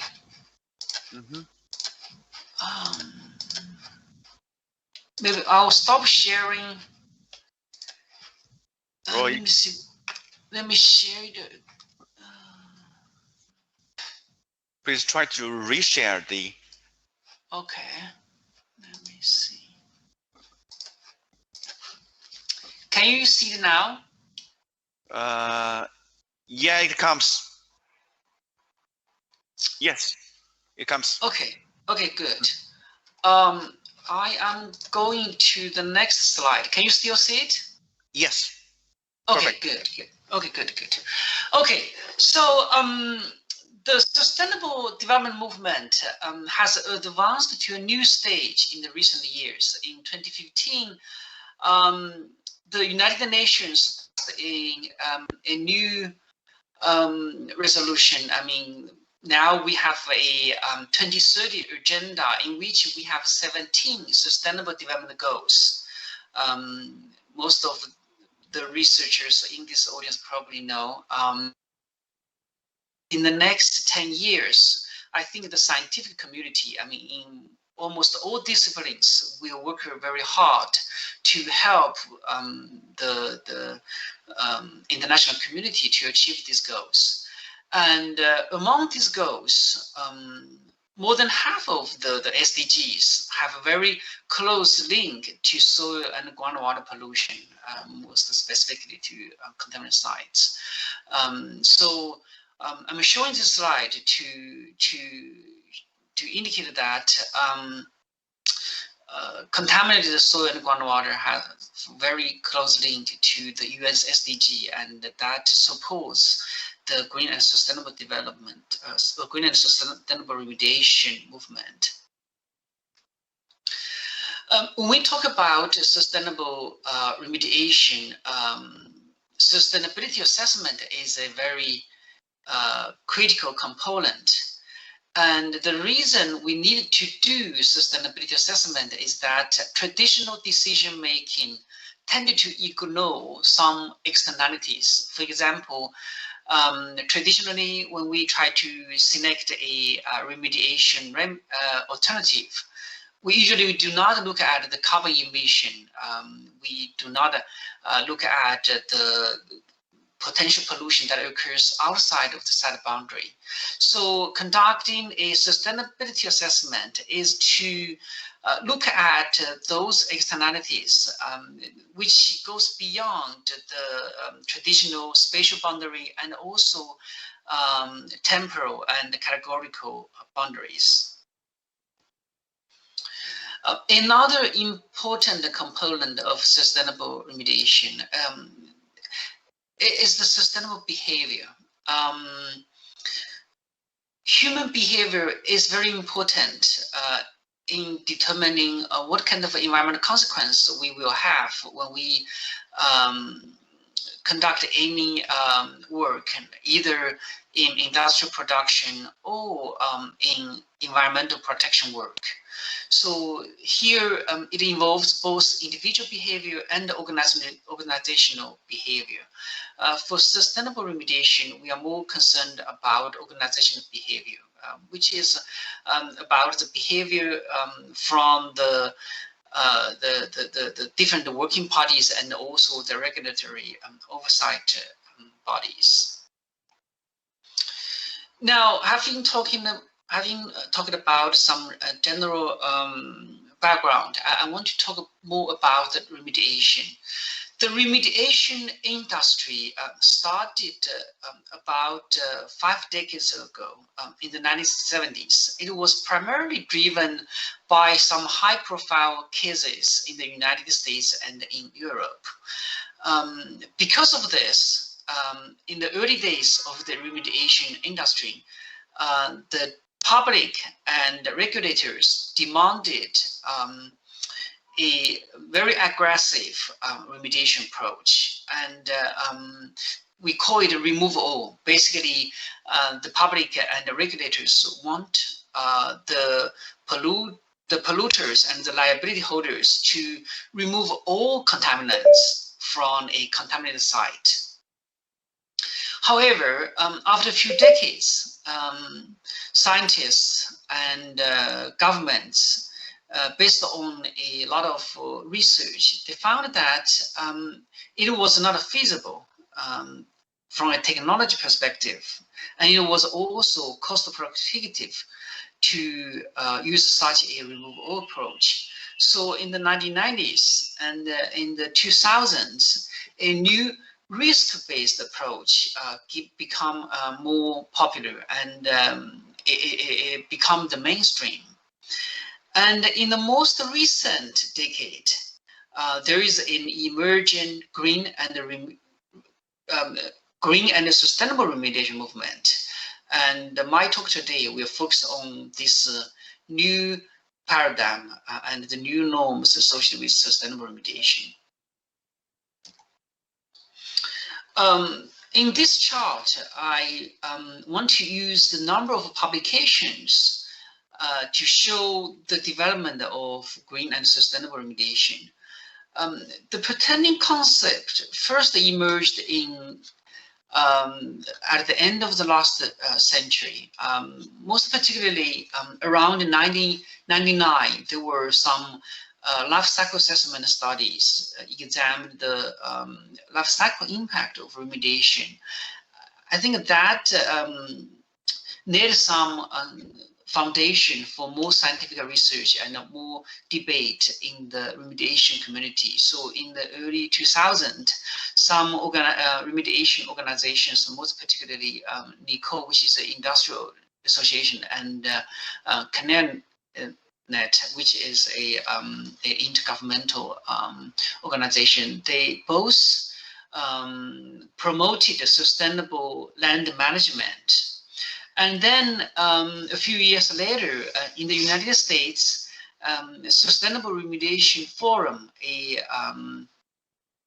an association with partners from both the industry, industrial associations, and the governments. And the self-organization become a main driver for sustainable remediation. And in 2008, the United States Environmental Protection Agency started to publish a series of technical guidelines. And this was driven by 2 presidential executive orders that was published earlier. And that executive order was demanding more sustainable means in all federal agencies. And then the US EPA, I think, took that as an incentive to promote green remediation in the US federal agency, most particularly in Superfund projects. But that pressure was passed on to other projects and other types of projects and regulatory agencies as well. Since then, there were a lot of development in the international community, including a lot of national sustainable remediation forums and the international, the ISO standard published in 2017, and so on. So from the chart, you can see the number of publications went up very quickly. Actually, in the past few years, it went up even more quickly. I think I did a search just a few days ago, but I didn't get a chance to update this figure. In 2020, the number of publications has already exceeded 1,000. So we can see the rapid increase in this field. Now, having given an introduction, next I want to talk about the concept of green and sustainable remediation and the so-called life cycle net benefit of remediation. Right now, in the remediation community, there are 2, or actually 3 concepts. There, in Europe, the sustainable remediation was the mainstream. In the US, people are using green remediation more often. This is primarily because the US EPA doesn't have the Congress authorization to promote the social and economic components. So they used the green remediation term to promote this. But more recently, I think the green and the sustainable remediation, which combines green remediation and sustainable remediation, become more popular. In China, we are adopting the GSR concept. But all these 3 concepts have similar definitions. The concept is essentially to maximize the overall environmental, social, and economic benefits. And in that optimization, we look at the net benefit, which means that we not only look at the positive health benefit that remediation brings, but we also look at the negative impact, for example, the environmental footprint and other socioeconomic impacts. So in this concept, it's very important to quantify or quantitatively evaluate what's the net benefit. In order to evaluate this net benefit, it's necessary to go beyond the existing boundaries. This is a chart that I took from a US EPA publication, which divides the pertaining processes into 3 levels. The level 1 process is related to what happens at a contaminated site. For example, when we do remediation, we need to construct some remediation wells. We need to treat groundwater, and in bioremediation, we need to inject some reagents. All these processes occur at the site, and this is called the use phase, and this is level 1. And the level 2 is the transportation stage. this is about the material being transported from an offsite facility to the site. So this involves a lot of transportation processes. And the third level is about the raw materials, about the energy, about the equipment that are manufactured in offsite facilities. And this manufacturing or acquisition process will also cause a lot of environmental impact. So that is level 3. Now, traditionally, we only look at level 1. But in order to look at the life cycle impact, we have to look at all 3 levels. And this means that we need to go beyond the existing boundary in the existing in traditional decision-making process. In addition to this spatial boundary, we also needed to expand our temporal boundary. Traditionally, we look at the current site use. I mean, we look at the risk associated with the site use. But we usually do not look at the consequential impact, which means, for example, if we remediate a site for residential use versus we remediate a site for commercial use or for industrial use, under these 2 different site use, the future environmental footprint and the social and economic consequences are very different. So if we remediate a site to a more clean or cleaner standard, more stringent standard, we may be able to develop it for for future site use with no restriction. But if we cannot remediate it to such a stringent standard, if we use a more loose standard, then we may only be able to use it for industrial use. Then this has implications of its future environmental emission and the social and economic impact. And also, traditionally, we primarily look at the environmental impact, and we rarely look at the social and economic impact categories. But in order to achieve sustainable remediation, we need to look at all 3 impact categories. So all these 3 aspects, we need to expand and go beyond the existing boundaries.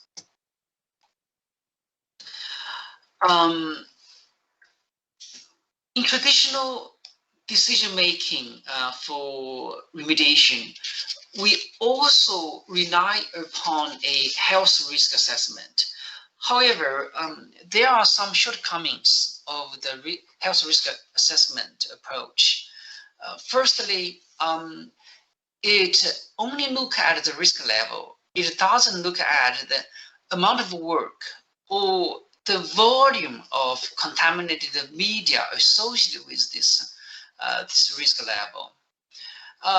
Here, I want to use 2 graphs to show the difference.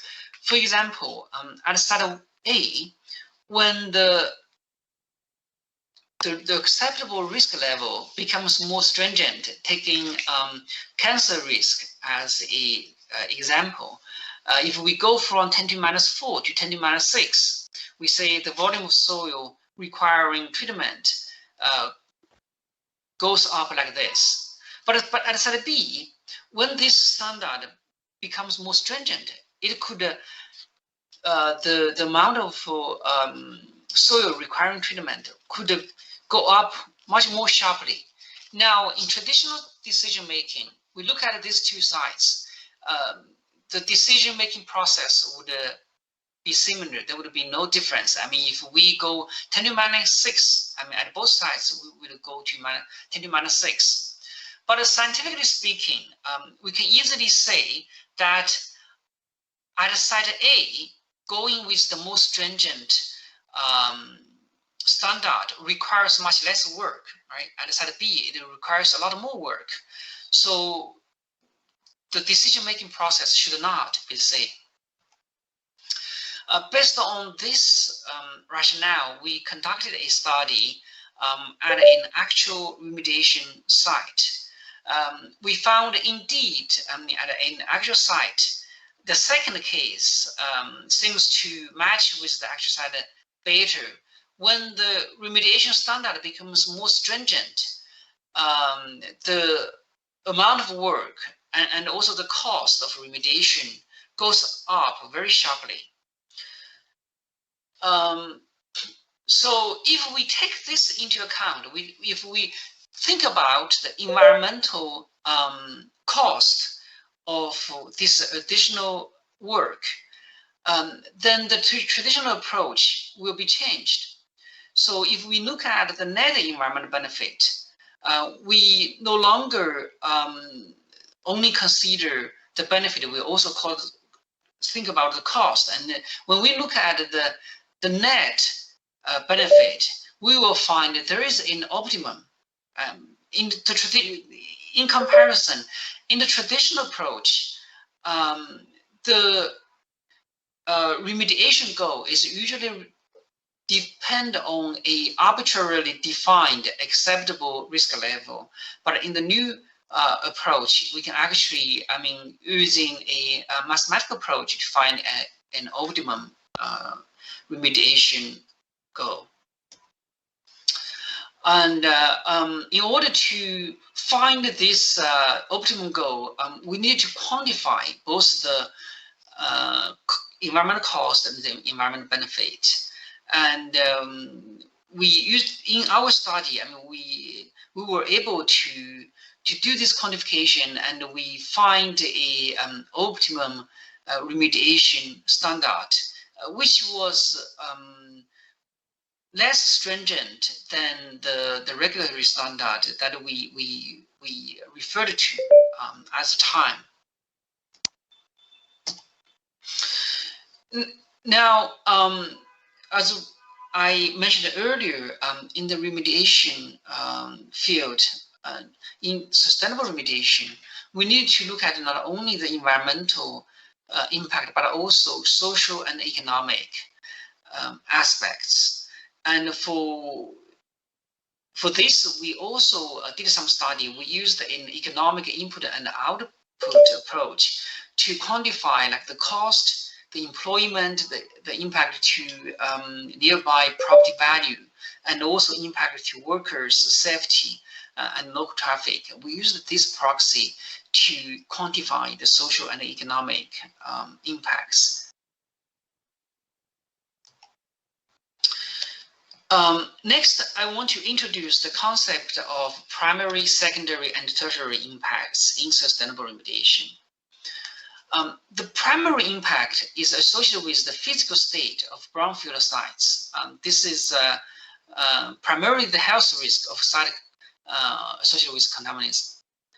And the secondary impact is associated with remediation activities. It covers the energy and material consumption, which is the life cycle impact beyond the site boundaries. And also the tertiary impact, which is associated with post-remediation usage of the site. Traditionally, decision-making primarily look at the primary impact, but not so much based on a quantitative approach. It's more based on the health risk assessment, only look at the risk level. And the secondary impact is now more widely adopted in the green and sustainable remediation movement. The tertiary impact has not been widely evaluated. This is a relatively new concept. This is more based on consequential impact assessment, which is also a new research direction in life cycle impact assessment. Next, I want to introduce a case study in which we try to combine primary, secondary, and tertiary impact. In this case study, we build a conceptual framework to combine all three types of impacts for a city level assessment. of greenhouse gas emission associated with in all three types of impacts. We selected a city in San Francisco. We used the data from California to identify the number of sites and compare that to the city of San Francisco, and then to finally determine the amount of remediation work that is required. And we, for the consequential life cycle assessment, we also needed to determine the housing market in California and in San Francisco. So here we are presenting the type of housing, including single-family house and multi-family house, and their spacing, heating requirements, and also different type of fuels and electricity are required. Based on those data, then we combine that with the contaminant sites analysis.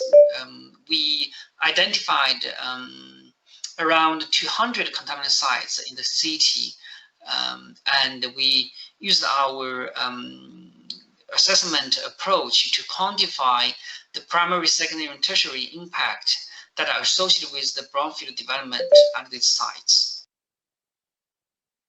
The results were quite interesting. First, we see that the primary impact is relatively small, and the secondary impact is quite significant in comparison to the primary impact. So, which means that the remediation activities at this site will cause a significant amount of greenhouse gas emission. However, the most interesting part is that we see by doing brownfield redevelopment, we could create a lot of environmental benefit because of the change in the land use, and that is over one order of magnitude higher than the secondary impact. To summarize for this case study, on the one hand, we see significant secondary impact. On the other hand, we see tertiary impact, which is often ignored in life cycle assessment in literature.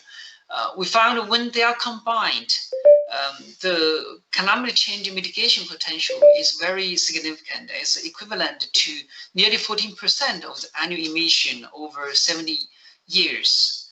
This is mainly attributed to reduce the household electricity and space heating energy and shorter commute distance.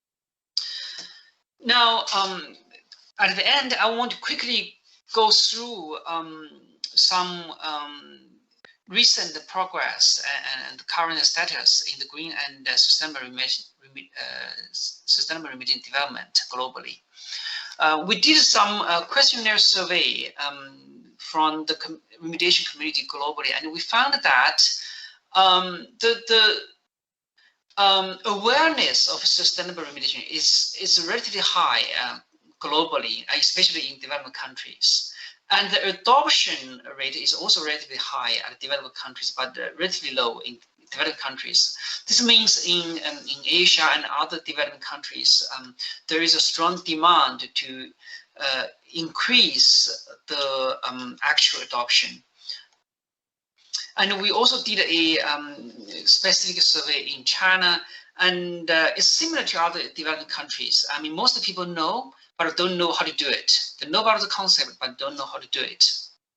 And most people think sustainability should be included into decision making, but they don't think China is effective in adopting green and sustainable remediation. So, driven by this demand, over the past 5 years, we developed a technical standard. This is the first green and sustainable remediation technical standard in China. It was published in early last year, and currently we have used this technical standard in a number of contaminant sites, and also we are drafting a national policy for the Ministry of Ecology and Environment to further promote green and sustainable remediation in China.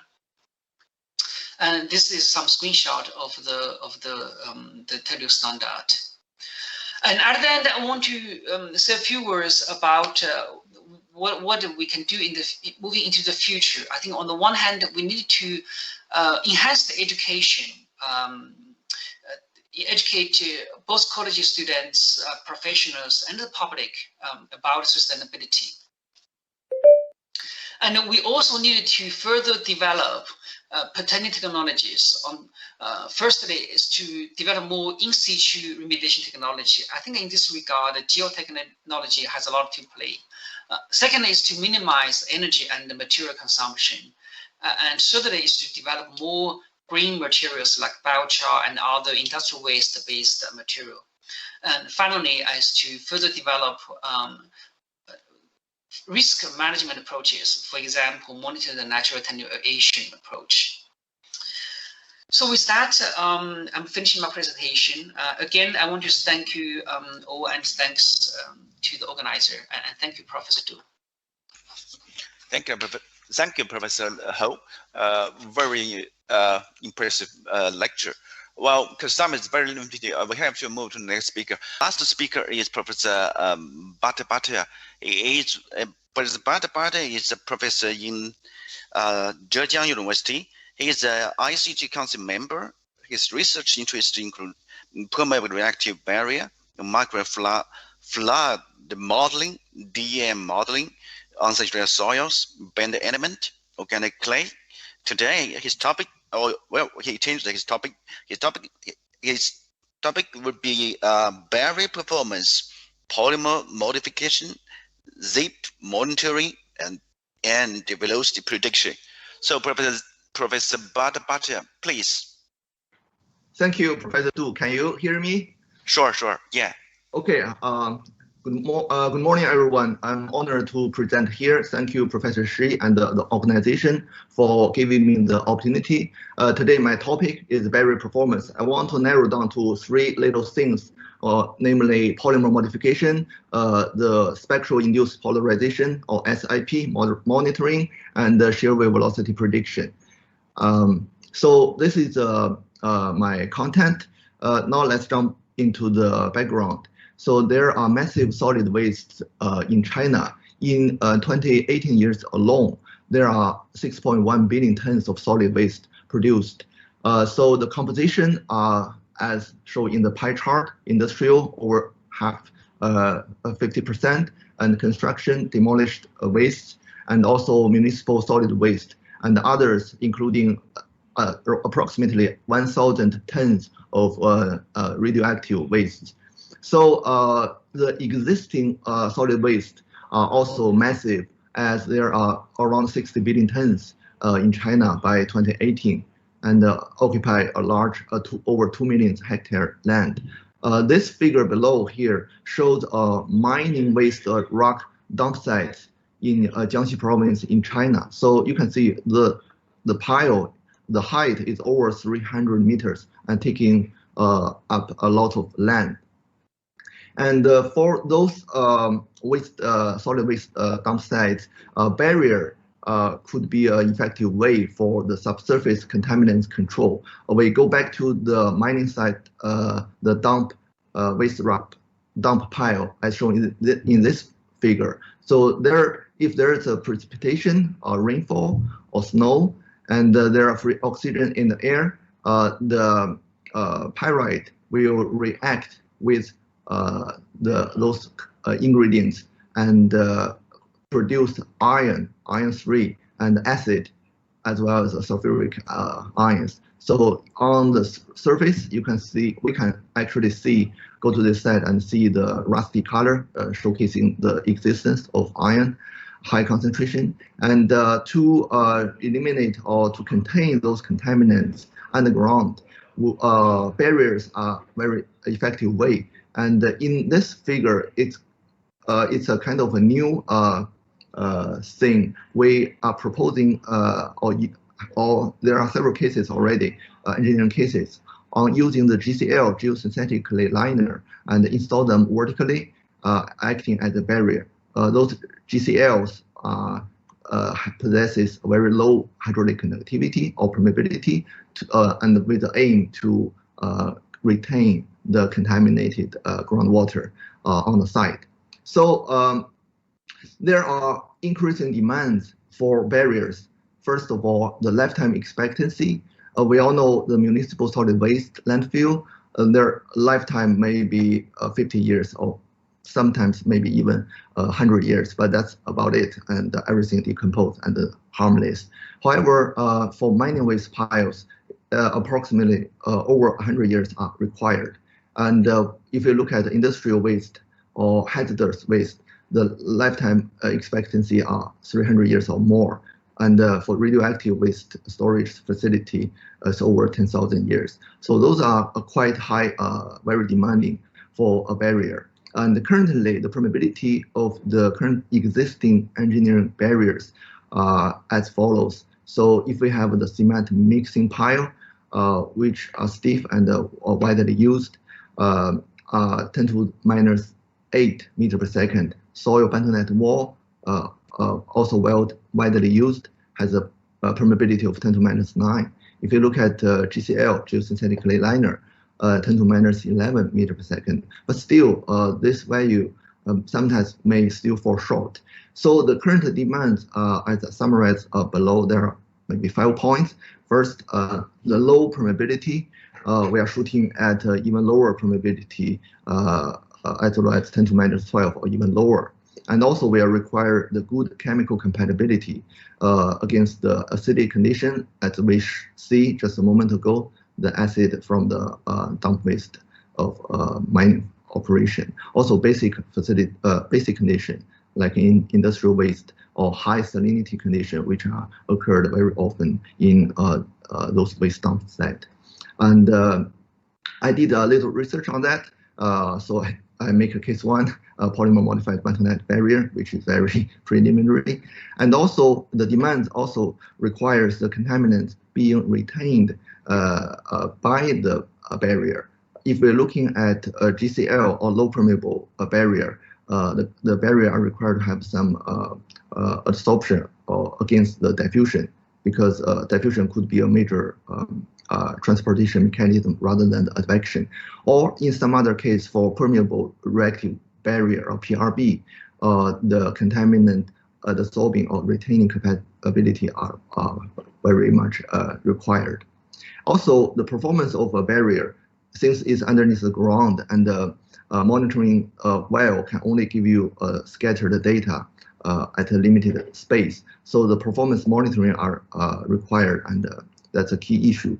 Also, how can we predict barrier performance after maybe 100 years or even longer? So the performance prediction methods are also required. So from those three aspects, I want to continue my presentation.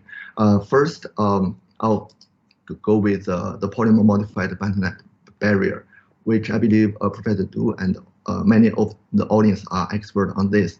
So I just want to share some preliminary results from my group. And polymer modification in this study, shooting for a low permeability. So we use polymer PAA and CMC as the two candidate polymers.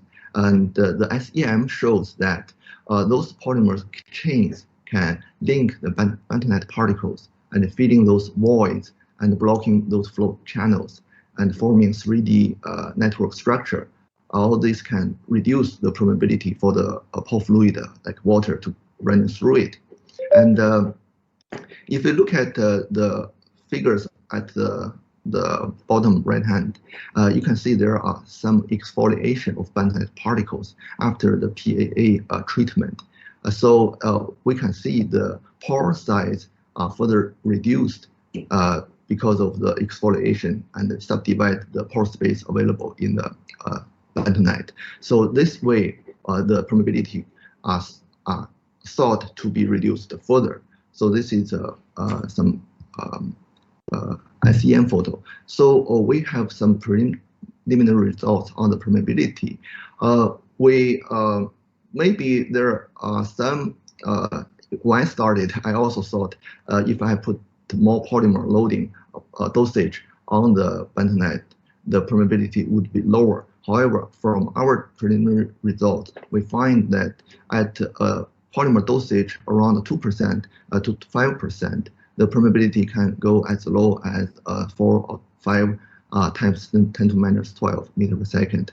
If I increase the dosage further to, let's say, 10%, there actually permeability increased. And so I observed from this limited study that the optimal polymer dosage could be around 2% to 5%. And if I look at the 5% results, the permeability can go 10 to minus 12, which meet our goal. And also, we can find that if we compare different polymers like a PAA versus CMC, the PAA modification use kind of a lower permeability than the CMC. And I also put in Fan Ridong and Shen Shengqiang, Professor Du's students, and also hyperclay from the MDO and some commercial polymer modified bentonite for comparison. So we are reaching this order of magnitude. Next, the permeability is not everything, and the chemical compatibility is also important.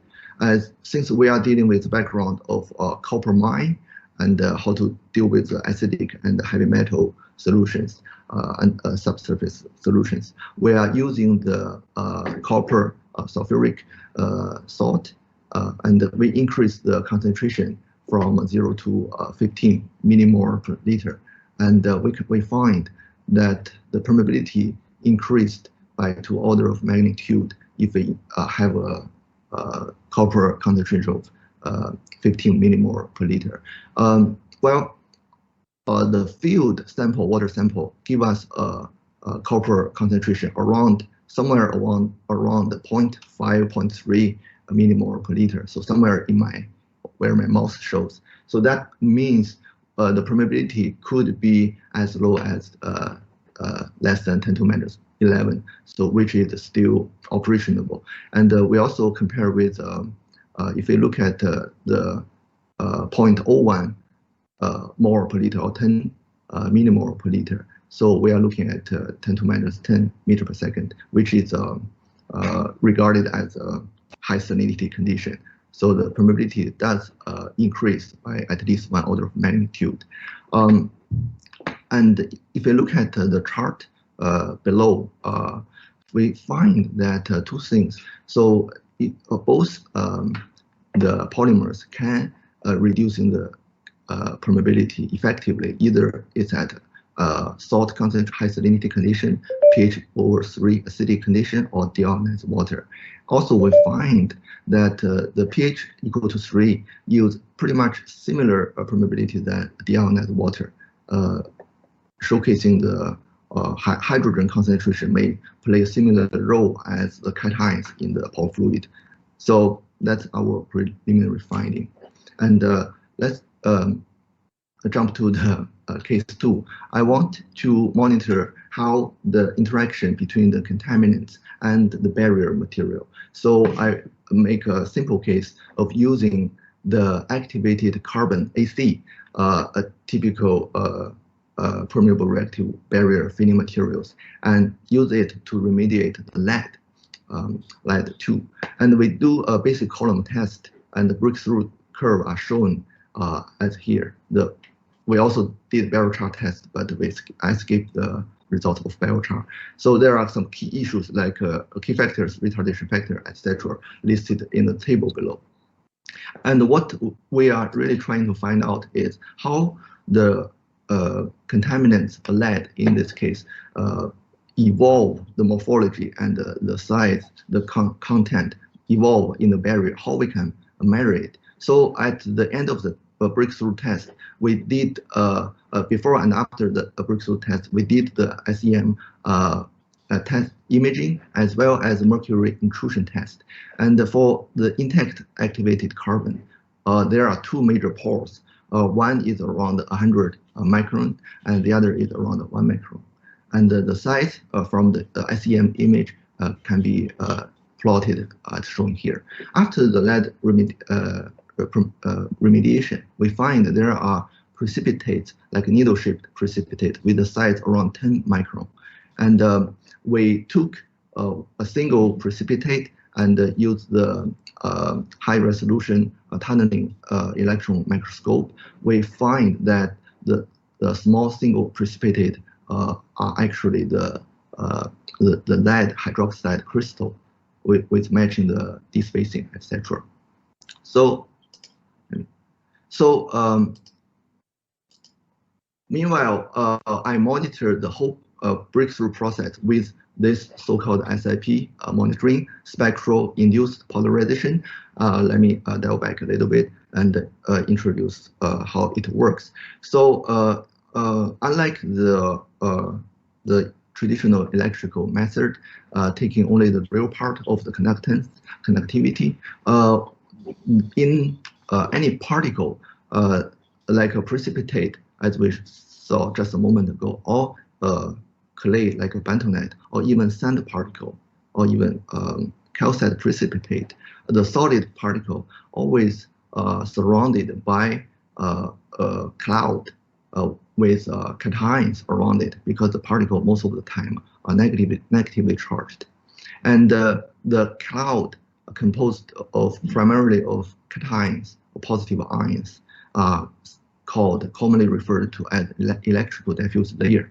Those diffuse layers are like a marshmallow or cloud shape. If there are applied electrical field acting towards one direction, then the cloud will migrate. The migration actually is the migration of the cations, the physical migration. And if the electrical field reverses its direction, then the cloud will migrate to the other side. At either case, the center of the positive ions, cations, and the center of negative ions on the particle can form a dipole. So this essentially is store the energy of the electrical field. So the energy storage term is the imaginary part, which can give us very information of first how many of those dipoles are there. So the magnitude, the higher the magnitude of, we call it relaxation, if the applied field and the responsive field are completely out of phase, meaning their direction are completely opposite, the magnitude can give us an idea how many of those clouds are presented in the barrier. On the other hand, how quickly those cations can transport from one side to the other give us an idea how big the particle could be, because the larger the particle, the longer the distance the cations has to travel to reach the other end. So by those two simple mechanism, we can actually obtain two information. One is the size of the charging unit, which can be polarized and induced polarized. And also the other is content, how many of those polarizable units are there. And all this measurement are, I have to speed up, are from the complex conductivity, which I would one part is electrolyte, the other is the surface conductance, which can be further divided into real part, first two term, and the second part, imaginary term. So let me just show you the results. And this photo left on the left-hand side give us an idea. As the lead breaking through the activated carbon, the imaginary conductivity, the magnitude actually increased monotonically. So that means more and more the charged unit are generated during the breakthrough process.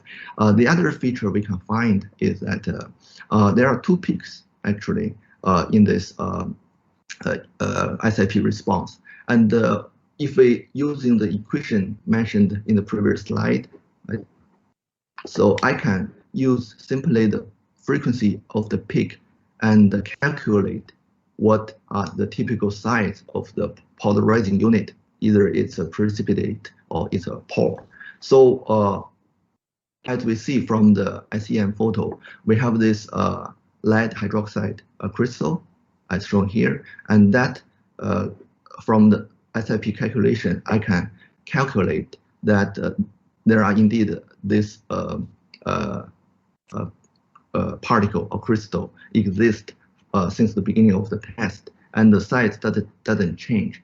That also makes sense because crystal doesn't really change as the concentration increase. And the other peak at a lower frequency, meaning the size are bigger, and comparing to the size of the AC activated carbon, we find that the size can only be the pore size, typical pore size within the activated carbon, meaning the lead, part of the lead are actually absorbed on the activated carbon pores, and they will go to the smaller pores over time as the size keep decrease. So that's second topic. The SIP can monitor the size and the content of the contaminant. And third, I want to present another case, how we can predict the behavior of a barrier by the previous mentioned technique. So the performance of a barrier facing many challenges as shown in this figure. First of all, if a barrier working for a longer time, there will be clogging and uneven flow. If there are chemical compatibility issues, there may be cracks, fissures, and causing the preferential flow, which fail the barrier. And also we have the contaminant retardation problem. If there is a breakthrough, the chemical side, it failed. And also on the mechanical side, since it's an engineering body, the thickness is somewhere between half meter to a few meters for the barrier. Even for GCL, it has a certain thickness, so it's an engineering barrier. It's subject to the horizontal stress underneath the ground. If the barrier becomes soft for some reason, like fissures, cracks, or shrinkage due to the compatibility issues, the barrier will cave in. So, and also we have the huge pile of waste rocks or some other municipal solid waste on top. So there will be a shear strength issue. So there is strength failure potential. So how and likely the contaminant will degrade the barrier performance. So how we can predict and see the barrier performance over maybe 10 or even more longer years. Here I want to have an example of stiffness, which can be evaluated by the shear wave velocity (Vs), and to do a test. First, I choose a very simple setup scenario: the enzyme-induced calcite precipitate, EICP, which only have an enzyme which is soluble, and also we produce the calcite, which is precipitate, and there are not too many complex issues.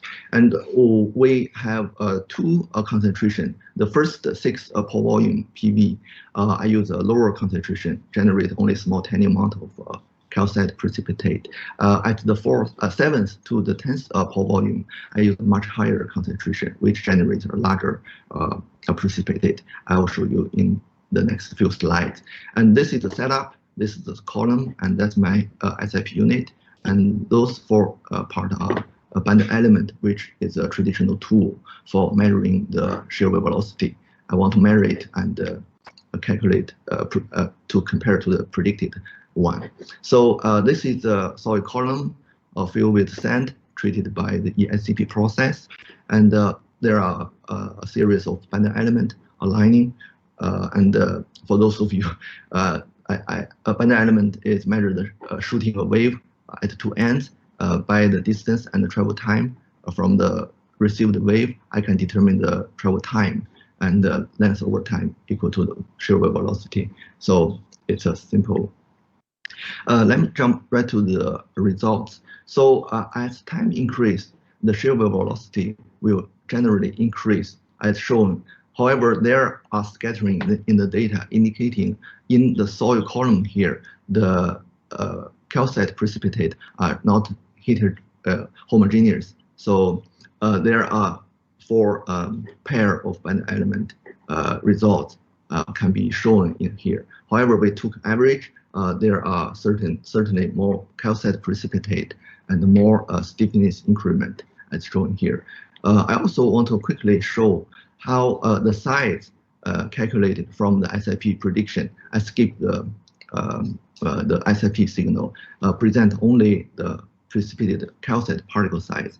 So for the first 6 PV, calcite size is only 0.1 millimeter, and at higher concentration, a 1 millimeter size of sand calcite cluster began to form, and also the calculated calcite content from SIP and also the measured from chemical method are shown here. It fit really well. So I know during the process, not just by the end of it, I know the content and the size of the precipitate.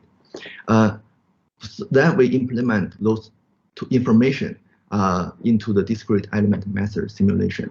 So for the first to 10th PV, the single calcite precipitate are always there. So as shown in the SEM EDS plot, they are at the contact. So I use a linear parallel bond contact model to represent the stiffness. Also, the volume calculation can be shown geometrically. I will not elaborate. And at the 7th to 10th pore volume, larger clusters of sand calcite are formed. So the size, remember, is 1.1 millimeter in that range. To simulate that, I bridging adjacent particles to simulate the cluster, and those bridging volume can also be calculated. So with those 2 different kind of precipitate pattern, I can proceed with my DM simulation. I'll skip many steps for calibration, but essentially I use the real data to calibrate my simulation, the stiffness and damping ratio, etc. With some other techniques. The results are shown in this chart. So first, the average shear wave velocity results from my experiment earlier are shown in the solid line. And there are 2 stages. First stage, before the 7th pore volume, the calcite precipitate are primarily single point contact, so corresponding to an increment which fit very well with the experimental results.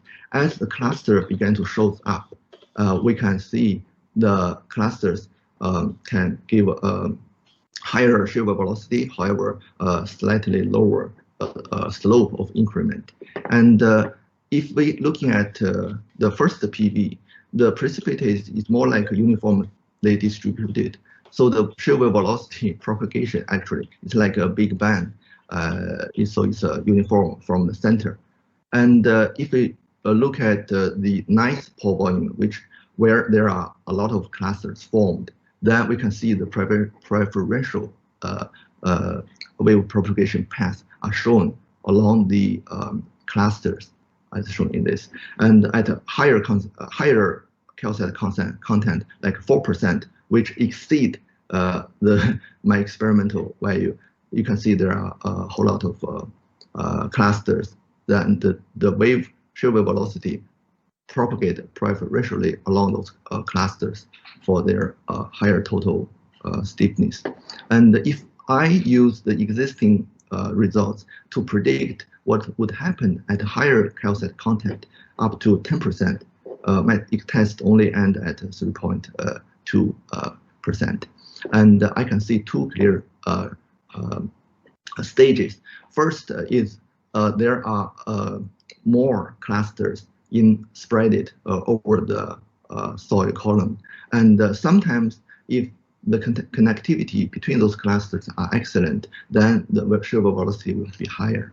If there are gaps shear wave velocity will be lower. However, this may not be much a difference if you have an even higher cluster concentration. So this is what we observe. And compared to some existing data, experimental data, our results show a good agreement. So summary, pretty much the topic. I will skip. I want to take the one last second to thank the funding agencies and my advisors, my mentors, my collaborators, and also my group members. They are really hardworking people. And thank you again for the organization giving me this opportunity. Appreciate it. Thank you. Thank you, Professor Butter. You put it in a very timely manner. We may have some time for one question. Do you have any question from the? Do you have some question from the audience?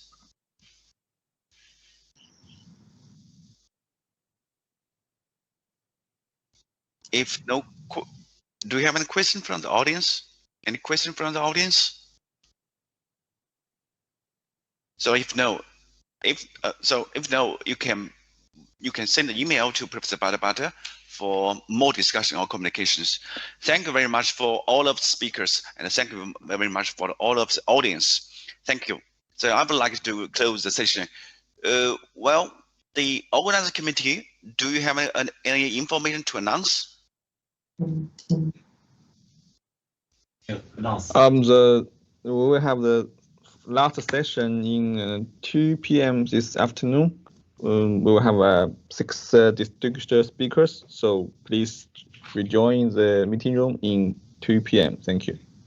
Okay, thank you. Thank you all. Pleasure to thank you, everyone. Thank you. Thank you. Bye. Thank you, Professor Du, for your host. Thank you. Thank you.